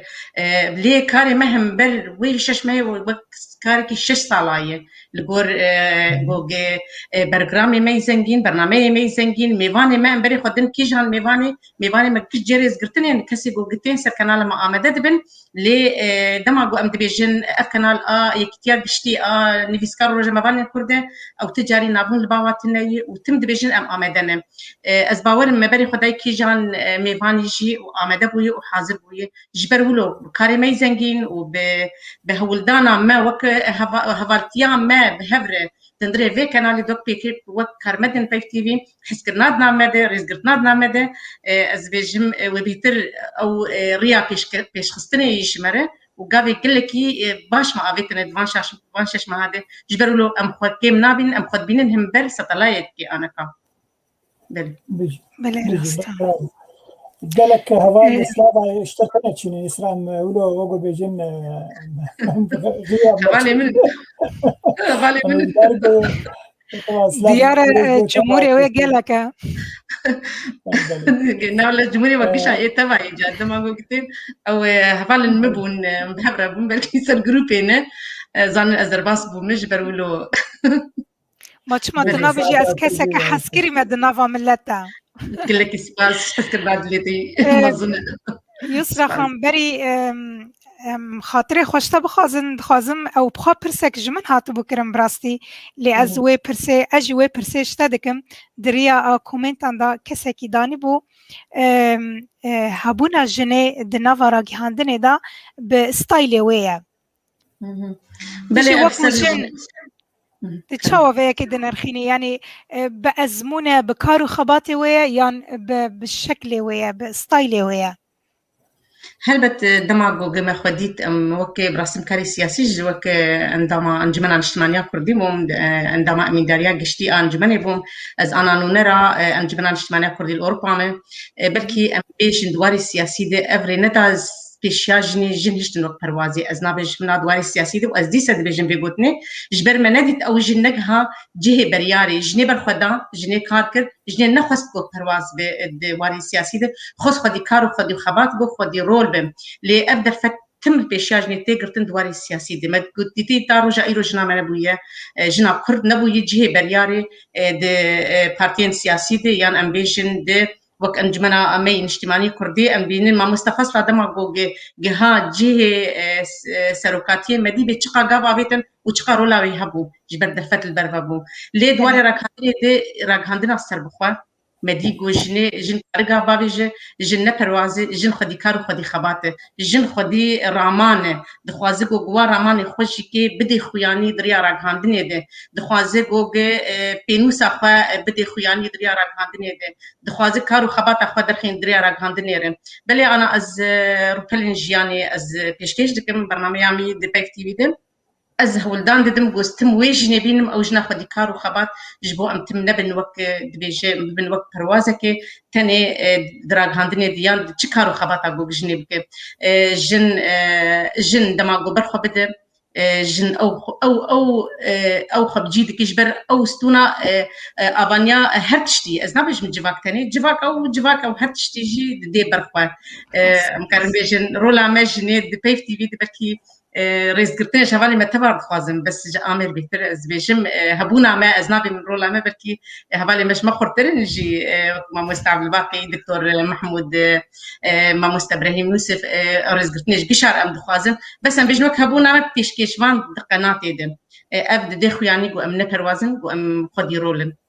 بله سپاس جبو شیرو وکرناتا السرفي برسي سپاس إسراء براسيم بوا حمية باختيارن وسر بلندن جو هون برنامج خوشك دشوبينن وبريفر دبن وميفاني وجي جيري زين أمي هوالي مع عبد الخان تلداري دي كنترول يجمر سترانك حاضر كريد بحطام ميفاني تيبين أمي بيستراني قدار ممكن يا كاوي ساغا كيف مش كاوي ساغا رتي براستي عبد الخان أجر سترانة حاضر بي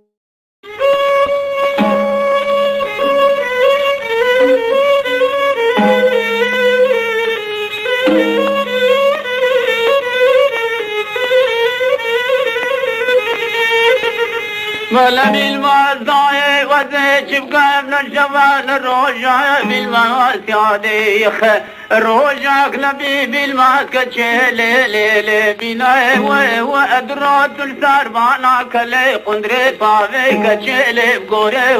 وإبرويوم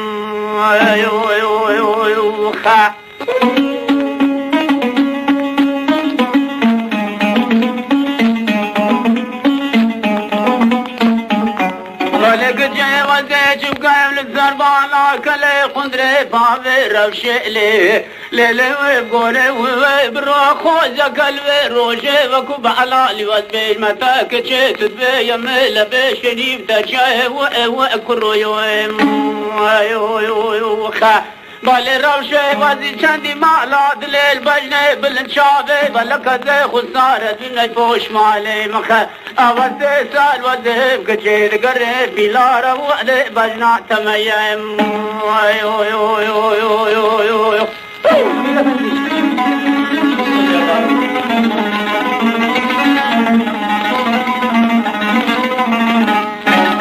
ولك جيب الماس بزي بزور علي بيجم كتشيلي بجوي وخيناك راسي رمشي كجوك المرة ديراني به بلك نزاني خامي وشنا كتشيد بكرو رابدتي مبقري وخا أمن القراب ما زوزالي كتشيل فراي وشنا مزي شاندي مالا دني بجنا بلنت خسارة بمنا يفوش مالي مخا أوزي سال وزقري وجي بلارا وولي بجنا تميم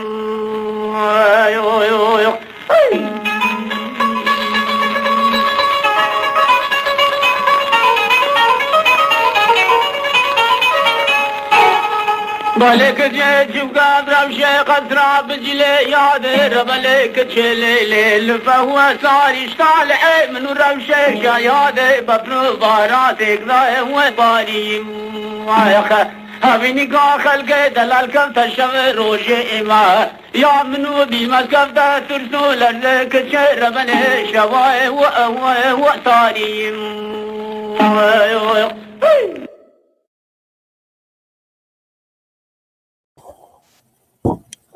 بله تماشاوان هیجان هیودارم گوستران بدله و بو يسرا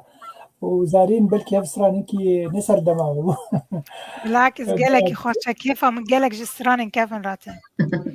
استران كاريزة أغا استران كي خوش وهلبت ما مستعد الخانداني وقلنا خوش ما مستعد الخانداني تاني بلي زوقا كوچرا هي براستي زانن استراناش بنقينا بيغمان سراني ما يكفن همي خوشن ومن سر ابونا براستي يعني بلكي زارين بتشوك بعمر دما مدى هرور اوبون سراني محمد عارف جزراي بو تحسين طابو ميسا برواري بو كاويسا غابو اياز يوسف كسمي باكر وجي خدركو هبو محمد عمري هبو راسا نفشي نومه لأز جلكي جهد دمستران كيفن اللي جمع باقي خدو هيا هنرمند نمر رحمة خدي لي باز جلكي لوي جهدار دكم محمد شيخو تحسين طه بلي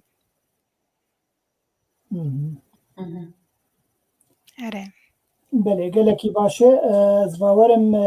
نكارن زيدا ولو بمينن 2 ساعات ونيفي مقدية متخص ببي 3 ساعات 4 هبالي مكيم بون مش دكتور محمود جيبني بسا نزانم چما درباس نابه خویای کاریوی چه بو ام هیویدارن گو خلقا ایشد ملداخس ازو هبالا مزارین وروکی یسرا و همین میبانن عزیز یکو بمر بجدار بون بدل تماشبان بون اگر گوتنه وی داوی هبن یسرا خان زارین و کارم بیجن باز کس درباس نبو می خلقا خود داوی بکن وەکو تەژی وەکو تەنها ئانی زمان هێویدارم ئەڤ خەلک بڕاستی ئیرۆ ڕۆکە پیرۆز بوو gelek kesên ام ببیجن خودی ازمون خودی پیرتوک پینوساوان گلکی خورته بون میوان ما هیوی دارم اف خلق بدل حمیان به و انشالله امید پیش وروج ده هر بردوام بن و بکار بن لسر پیف تیوی گلک تشتن جدا پیشکشی وان بکن و بمینند خوشی ده دكتور محمود هات دقاقش كرامات زارين تكارتي كباكستيج اگه سامي هات دبي دميدي تكار هبي بينا خو بيد كزات نقول هات انكار بيشي دكتور محمود ام خاطري خو شي تماشا معنا بخواز دكتور محمود كرام اخر كاميرا خبط يسرا تتخازت تشتكي تيجي بيجي دكتور محمود مايك خبط تبخيراتي دكتور خدا خير ابتدي سپاسی آوتکم بیکاری وی پیوست کاری هیجا براسی مجارکه گلکی پیوست بود از باور دکم همه خلکی گومه ها خست حس بکه محیر و حس کرن هر بیجی ججنا روزنامه‌نگاری کوریل تجی پیروز به سپاس کم اکا خفتن مربی متخصص پیروزایی براسی از وی روزنامه‌نگاری الحمه کارمندی میدیا کردی به تمامی از پیروز دکم هر کسی کو آریکاریک یا پیشکتن خستیه میدیا کردی ده از پیروز دکم سپاسی آود دکم سپاس جوا کسی کو آماده بون و آخفتنی دلال گوتن میوانی وی هجا از سپاسی همه کسی ایرو تماشا کرن یه میزان دلما ببینری هجا و کسی ایرو پیش کنترلی گو کار کردن براستی آواج که کار کی گله کی پیوست کرد سپاسی آواده کم دیسان که دوباره سپاسش همه جورنالیستی کرد اش دست پیکا گو جورنالیستی میجو کا کردی کردستانی درکتیا حتی روزا ایرو دوباره سلاوریش همه کارا و هیویدارم پیش روزا وری یا میدیا کردی بگله کی پیش کتی تر ویکید کابون هم تیدا سپاس دكتور محمود يسرا تتخازي تشتكي دكتور محمود بيجي و تبايا خويا داويجي بيجي كرمك يسرا بله دكتور نارينا تار لسر راغهاندني دما ايرو دچيه باور دکم لگور آستاگو ملت کردی دا لگور آستاگو ایریش سر ملت کردی نو کردستان کا گود بن دادگهی ده مثلا دبن ظلم دستی کا جهر حجار علیا و سرا قلت فينا سر بخي همبري بيدا الجور كاريجو تيكرن دندروي كردستاني دا والجوت الواري أبوري ميزيني شكسي أبي جو بكاري ميديا درابن دواري واي أبوري ميزيني از بهور دكم أصلا باش يعني بس وقتي قلت جمانا جدا بكي وتل أصلا ميزيني تهمبري ميديا ناف دولتي ميزيني بتهيبت أمجلكي الباشن لسوجي صدمي في باشموني هنا طبعا يجلس بيكا وقتيجو رحمتي مقداد مدحت بيرابو مالا بدرخانية وقتيجو بيرابون براسي وكسي روشنبيري كردي يقول اسطنبول بيرابون شصا دس بيكا هردو من صالي شويبا حتى رجائيرو تدميزاني حميجكي برانيا كاري كسايتيه جم خود رابن یکد دون سینه چارن راسا هن سازی بوار درابن لی او سازی بخوشی که ده آستک ابوری گلکی طنگ دنه یعنی تدمیزین پارتی کردی همه آستاوای میدیا گلکی لاوازا نجبرگو ناخوازن روشن بیر کیمن یا میدیا واکیمن جبرگو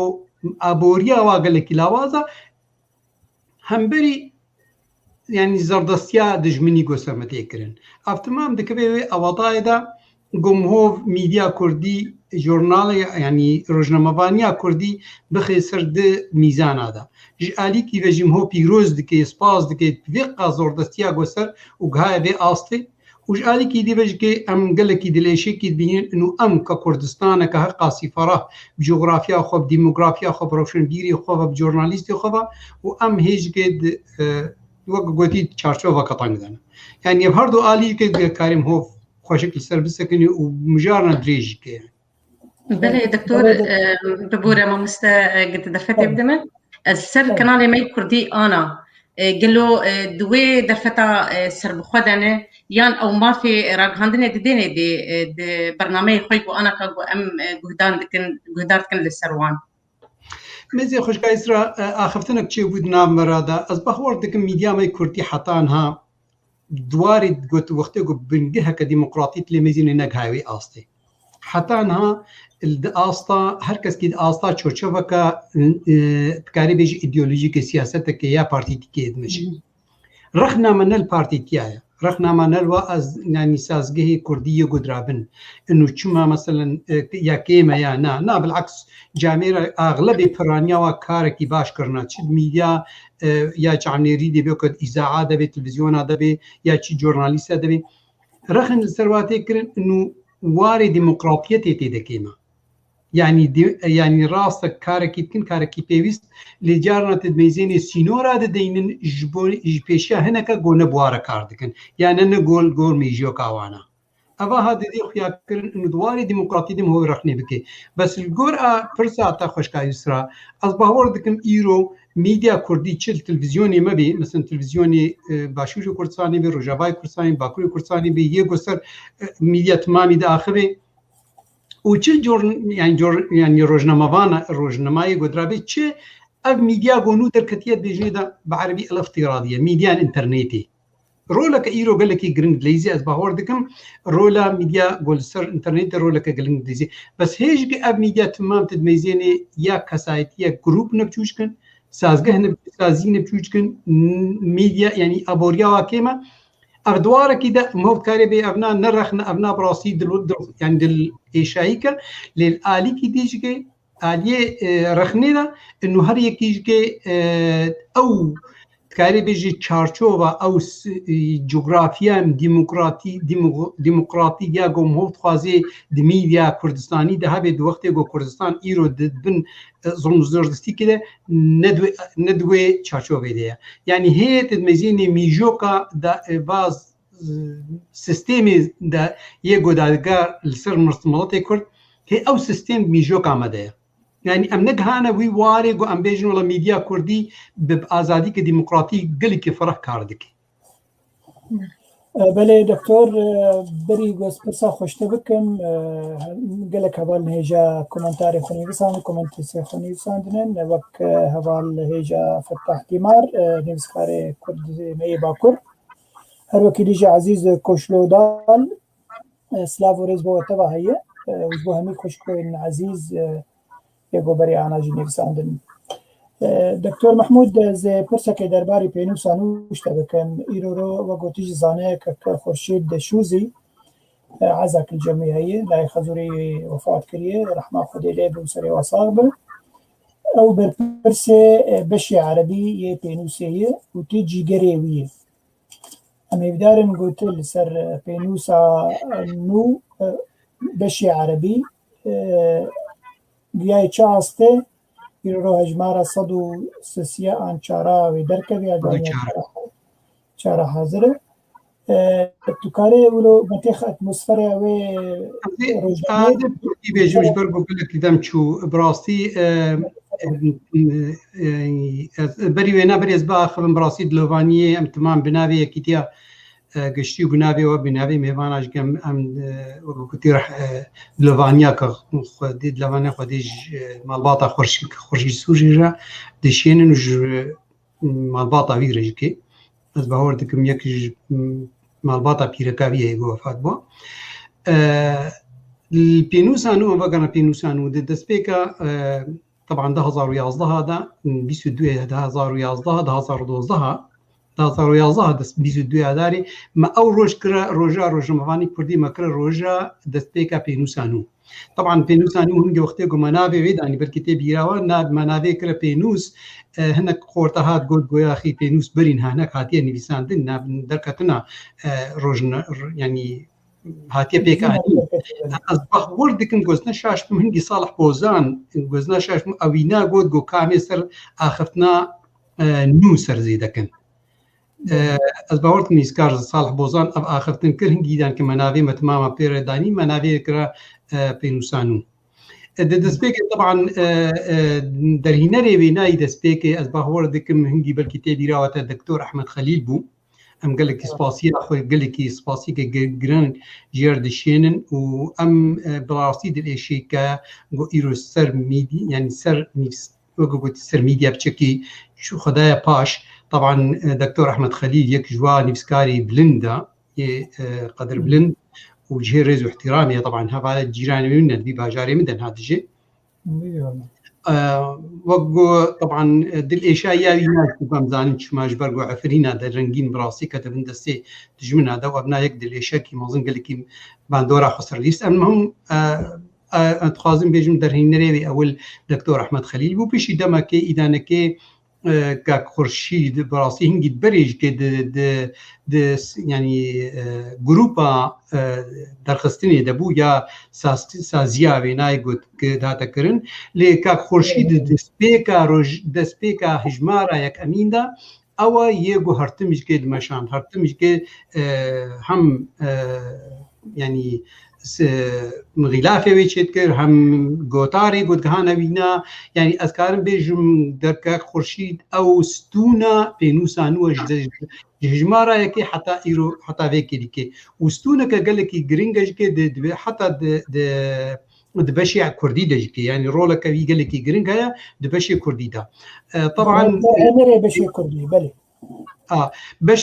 بەلکی گۆ تێبیرا هەنەکە بەشێ ئەو ینی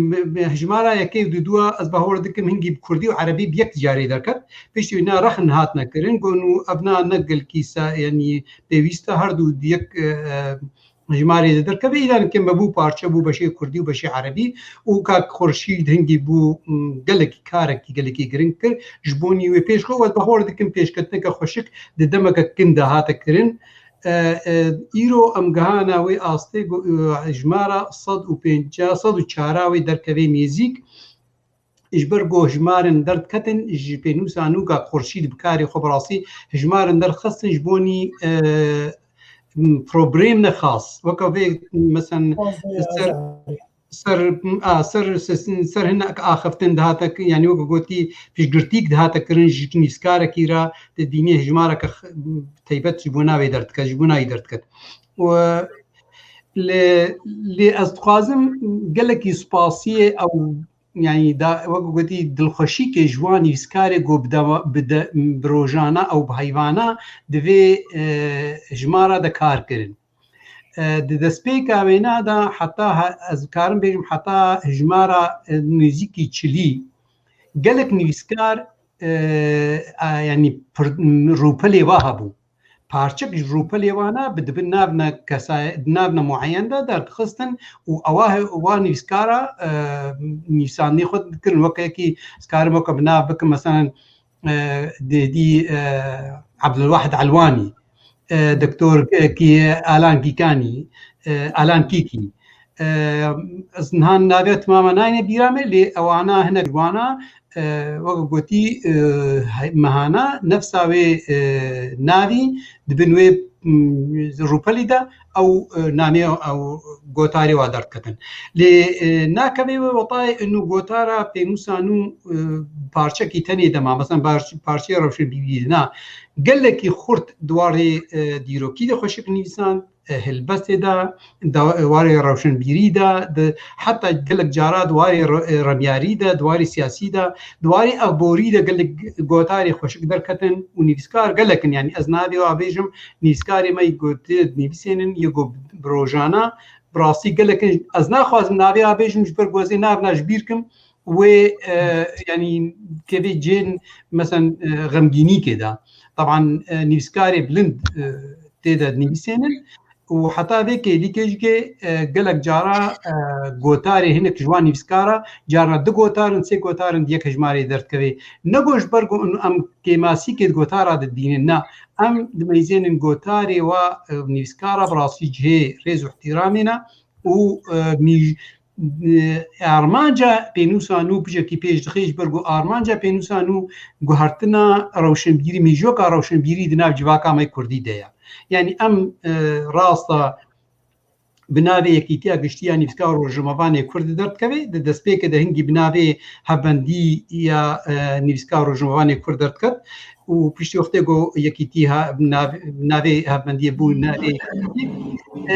dîsaneke pênûsan û ti caran nemad astenga yani em ê bêjin daxwaziya yekîtiya giştî da her tim jî daxwaziya wê na جبوني نابم جبوني روشن بيريا كردي تمامي بو تدميزيني قالك جارا غوتار درت كافنج هنك نيفسكارا ابدا ننيزيكي ميجوكا يكيتيا قشتي نيفسكارنا بس ما تخص ام وقت بيجين جغرافيكا ديمقراطي سر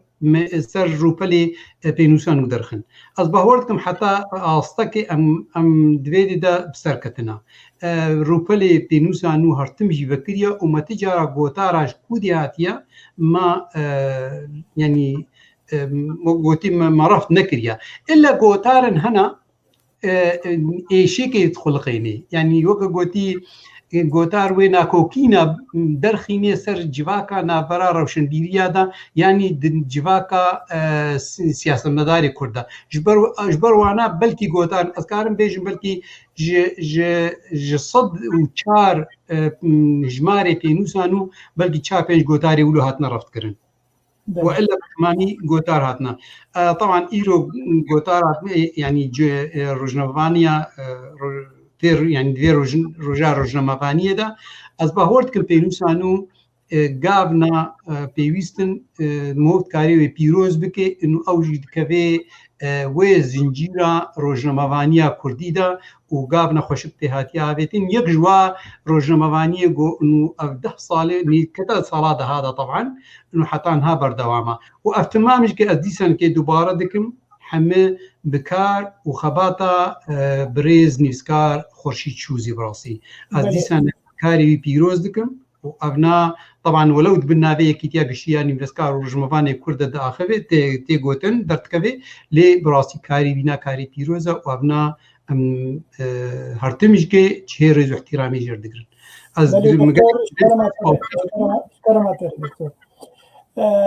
بري أنا ما أذكر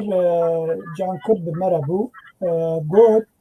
نحو جيون بزمان عربي تشنا بلا بكن بس بزمان كردي هذا برسة بفيرنجي بكن إيرو بينو سانو بشي عربي وإيش وعزار وقضيا كردي دريا قوتاري خود دقيني وإنساني عرب وقضيا خجير شروتك ئەرێ ئەس بەهۆڕ دکم ئاخفتنا جان کورد جێرز و احتیرامەیە یەک ژوانی ویسکارێ گۆبەردەوامی هەردوو بەشادە کارکردە و هەردوو بەشادە پێشکەش دکەیت طبعا گەلێکی جهێز پاسیکێ ژێرز ئاخفتناوی نا بەس ئاخفتناوی نا دیواریدا ئەس نەپێرەمە ینی تیشتێ گۆ هاتیە گوتن گۆتارێ گۆ بەشی عەرەبی تێ نویساندن ئەس بەهۆڕ دکم فرانیاوینا گەلک جارا وەکە گوتی دەریڤەکردنا ناو ڕەوشنبیری عەرەبدا گۆ ئەم بکەونە ناکۆن ینی گەنگەشێ دەبوارە سەرپشتگرێکی مڵەتی کورد ji ber got û wextê got em di zimanê kurdî tenê debinivîsên em ê di çarçova kurdî demînin yani dewletê ew rewşenbîrê derve siyasetmedarê derve axiftina me kurdî tê nagijin و نەک هاوێ ئاستەی گوان بێژن زمانی کوردی وەکە ئینگلیزیە گەلک جوانە بخوێنن ئیزان دەبێ ئەم دەریا بکەن دەریا بکەن ji بۆنی کەسێ دی ڕەوشنبیرێ دی سیاسەتمەدارێ دەرڤە بۆ پشتگirêka me xweşik bikin ez bexwar dikim pênûsan û divê karî de gaveke xweşik avêtiye gelek jara piştgirêka miletê Kurd gihandiye astana bilind di nav ڕەوشنبیرê Ereb de û di nav siyasetmedarê Ereb de jî kê ez xwe nabînim يعني روجنامەوانیا کوردی يعني روجنامە کاری بێژێ هەمە یەکۆ دەردەکەوێ سەر میدیا چه میدیا تلڤیزیۆنی بی چه ڕۆژنامە بێ چه ینی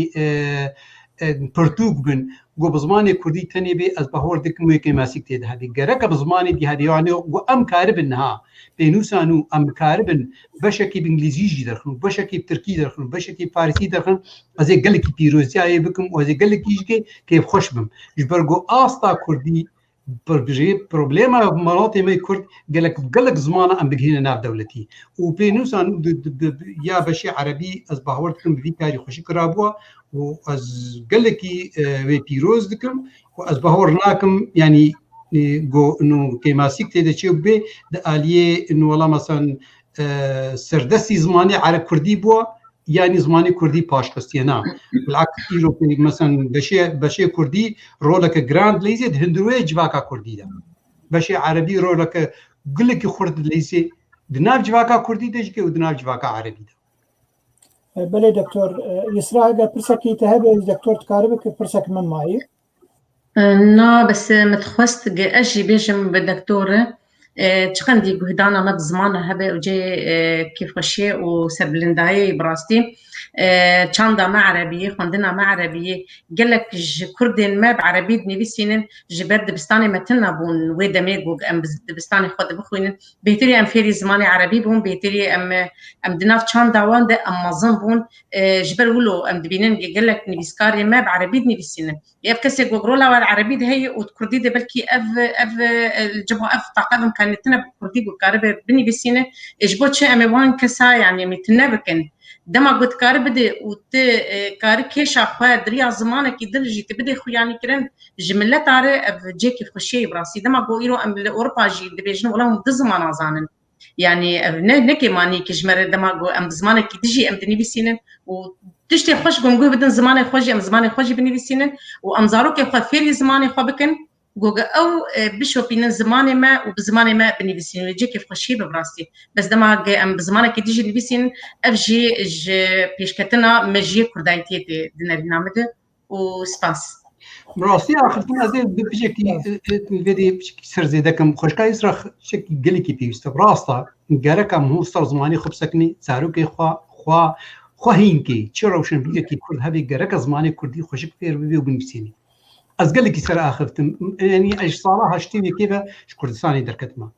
باوەڕکە ئە زمانی کوردی منیویساندیە لە رووسیا پشکم خۆین کردە و ئەمریکام خۆین کردە نەت کوردستانیدا ئەسەر سەکنیمە بەس مەزن ئەزێن نقطەک خالەکە بچووجک لێ دەبێژم گو ئەس زمانی کوردی تەنێدا منیویساند بەنە مدکاری بوو بێ دیرۆکا کوردی یا گۆ ئیرۆ هاتیە هێرواندن بەدەستێ دژمنێ ما از الپیشیای بسکنینم و از دیروکا کردی سر راست از بگهین موانا و از واجی روشنبیری عرب یگو خواستن دیروکا کردی بهیر بینن انو بیج موانا انو اف دیروکا گو هم بهیر بینن نه راستن دیروکا راستا بزمان کردی مکاری بزوابن هیم یعنی قانع بکم بیتشتی از بهور ناکم دمکا گو زمان چه قاسی انسان او روشنبیر یه کرد خاصتا گو بزمان دی زانبه ولقى جي قزنجيه از باورتكم جي بجريكا ملوتي كردرا يعني نبس ديجروك ثاني يعني تميزيني حتى دوار سياسه ديجكي قال لك جارا سياسه تشوت دوار ما في ملوتي كرد تيغوتن بزمان كردي رداي بكي تنكاري رداي بكي دبيت بالفيشاي بسكني بزماني بينا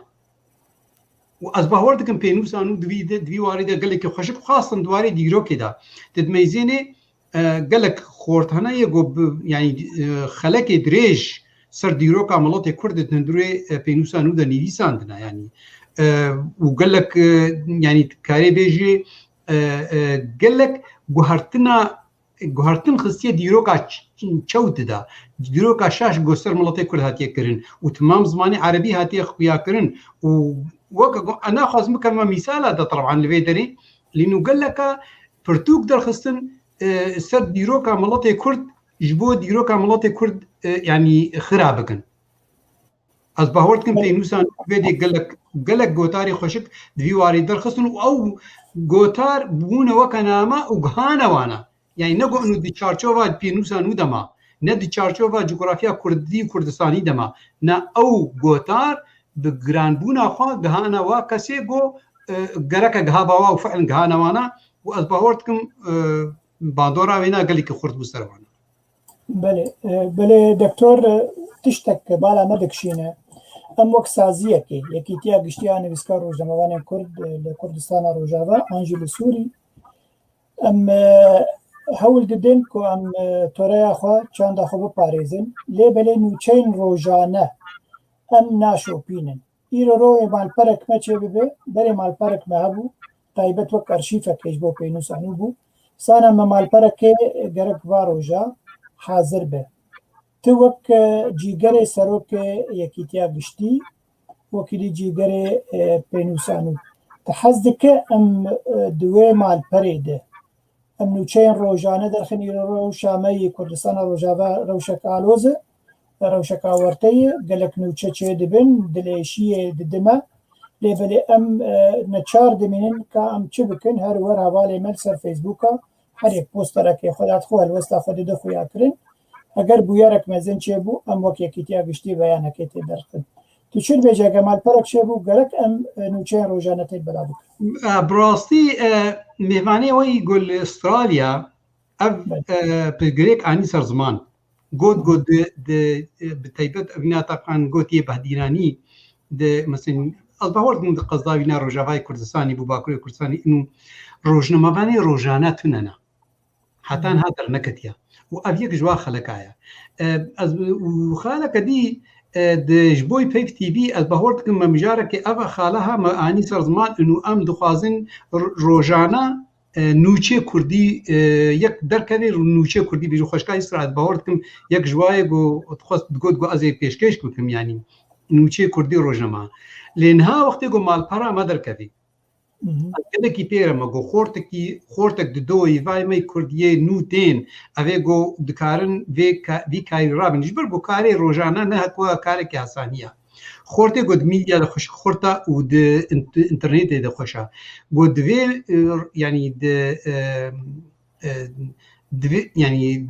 کاربه نوچه روزانه بخی مال پرامد از بهورد کم چکی گلکی پیروز به و از بهورد کم و گلک جتی پشتی دمکه و پشت جتی آویج بکن یعنی وی تبی زین گاوای خورت نجندروی کردستانی بخوش که تکلی بار کن نوچه شیاندن نوچه چی نوچه ملت به چون نوچه سیاسی تبین چون نوچه گو مثلا یه جواکی به روشنبیری به مثلا ایرو روشنبیری ما پرتو که خودت خن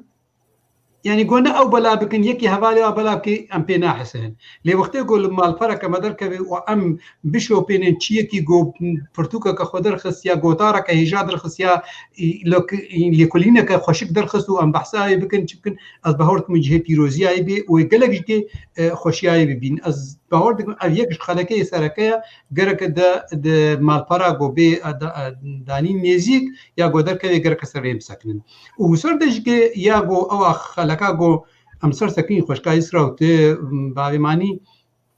اظنکم اوینج که کرکته دا بود گو مثلا امیر نوچه روزانه سر پیف تی ویش گدرخن از باور دکم مالپر و پیف تی وی گو دی کاری رابن و کالکی گلکی پیروز بی بله گلکی سپاس دکتور گیان باورم داویا خلقا خوش برسه میوانی مهبون والله فسكا كاك دكتور رضوان اجبرقو دكتور رضوان براستي يكي اكاديميا د روزنامه‌وانی دا از دي بيرامه دكتورا وينا سر روزنامه‌وانی كردي بو وحتى انها تي بيرام يعني دكتورا وي هي گوبري چاب بكي مخوند تي بيرام ميزان دنگي بروسي نيسان بو روزنامه کردی به تایبت دیرو که وانا خوشکش دست پی که حتی روزا ویک دمی سال 1986 و گزنشاش بیم گلکی خوشکایی سرسکنی بو و گلکی جهه پیروزایی بو براسی مگلکی هیوید کرد گو دکتور رضوان ایرو لوربانه یعنی اونیا یک جوا نیسکای یعنی یک روزنامه‌وانی کرد یگو گلکی تجهشت يعني بيواري هذا وكوكا قوم زانين ما مستوى زنجها يا اللي هوليري هي زنجها ميديا يعني هوليري يعني يكي وجأم طبعا سرسارية وقوتي دلخشية جرت خازن براستي تندرسيا وينابشكي بالقاسي نباشر أصبحت مش بقولش كي نكاري بقول لك مين سر تلفزيون بقولش كي شو دي سان سلاف ورزية مجرى حتى جارة كدي بلكي خديا اموی بین یعنی خوشکای اسرا یعنی خوشکا زاری ملکی قابل یعنی پروگرام کی پیش کی پیوینه می پیر بکن بله او بخوا بری انا ما پیر کریه ولسر روز جمعه تیوی سر فرتوکنوی اما می پیوین ما مست ام بهتر می پیو دل کسنولو ام پیوین برزرتنی ام دگرنش کتیا خور گلک بری انا گلک کانال هبيبين تشيكرنا بس تايبت من ديك بيب هيو وبيش كشباني باش تايبت من ديك وهي زارين تشي بيجا مجان داويا برنامج خو حواله مدلشا نه گياي مالي گلكي وستياي نكار بجدار بيبر هبالا مجي سامية لوند لزاخوية از باورم انترنت جمعي لوازه نكار در واسطة ما قلتنا ضوي از باورم كر لي از سباسيا دكتور محمود دكم براستي قلتنا الوي حميد جين خضابون قلتنا بالكيش قلتن هيفيا تندرستيك باش جبو دكتور رضوان باديني وهروها هيفي دارم دروشك باش طابي ما خواست اوجي دركفي وقالك تشتان وشيروفا بكي اللي ما خابن ديارة از نظام تشبيرا تشيبوا اللي ان شاء الله دمن بيشتا امي كاربن جارا كدين بين سر اكران بيف تي في و امي كاربن هيف بيفينا كبورا تشيبكن تو هر بيجي زارين دكتور هاجر قلتنا كي داوي هبه سپاسیا وقتکم براستی سپاسیا پیف تی وی کم وی کاری پیوستی گوانین از گلکی که خوشم خوشکا زارین گوهاتی اوج کنها آماده بود پیف تی دا روکی نو پی دلال کتناف روی دشته گو کیف عمتی پیف تی وی همه کشکی کردن گود مشینن یعنی براستی او جهیستر از گلکی سرگیل دارد يعني أبناء البهورتكم أبناء ميديا كرديدا أم قال لك بنا سربلند الراسي سباسيا ديسان كدوبارتكم دوي روجا روجموانية دا سباسيا حمي ميديا كرديدكم وكاريواتكم وكارمندي وادكم دقو كارن دوي آستي هذا دوي زوردسي هذا قو بي كاري هاتكن أزيوي كردي بدقتني بابي ماني لێمەزینە کوردستان جغرافیە هەری گەرمە لە دنیایدا پرۆبلێم لە کۆبانی هەنا لە ئەفرینی هەنا لە قامشلو هەنا لە کەرکووکی هەنا لە شنگالی هەنا لە مەهابادی هەنا دەمێزینێ پارچەکەش پارچێک لوانێ هەنا ینی لە جایێ شەرنەخی هەنا دەمێزینێ پارچەکەش پارچی کوردستانی نینە گو ئاگرتێ دە نالەیزی و سەر vê قاسیدەژکێ دەمێزینێ ڕۆژنەمەڤانیا مای کوردی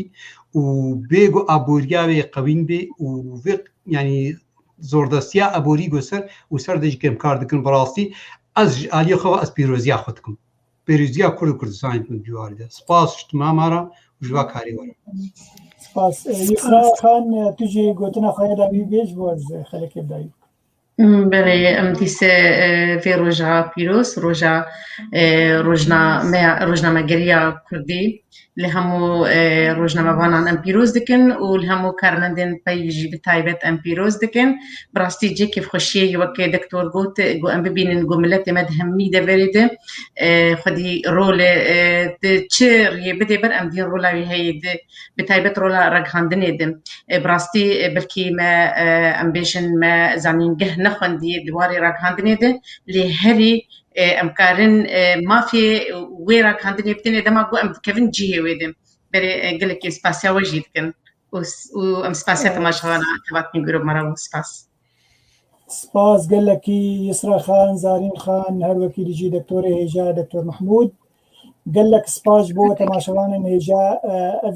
درنگي هاتم مملكاري بو نپوس ريوا بخوينن ونجي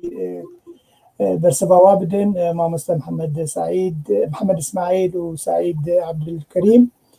هر وكي خوشكا هيجاز بورم ناوي ديل و بهزات و سلاف وريج بو تبا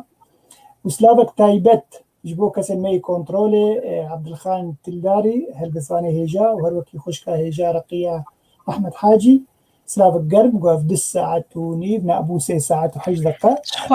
شخو معو جبير كربون براستي ما كدوان العرديدة دنگي من هيا سباورم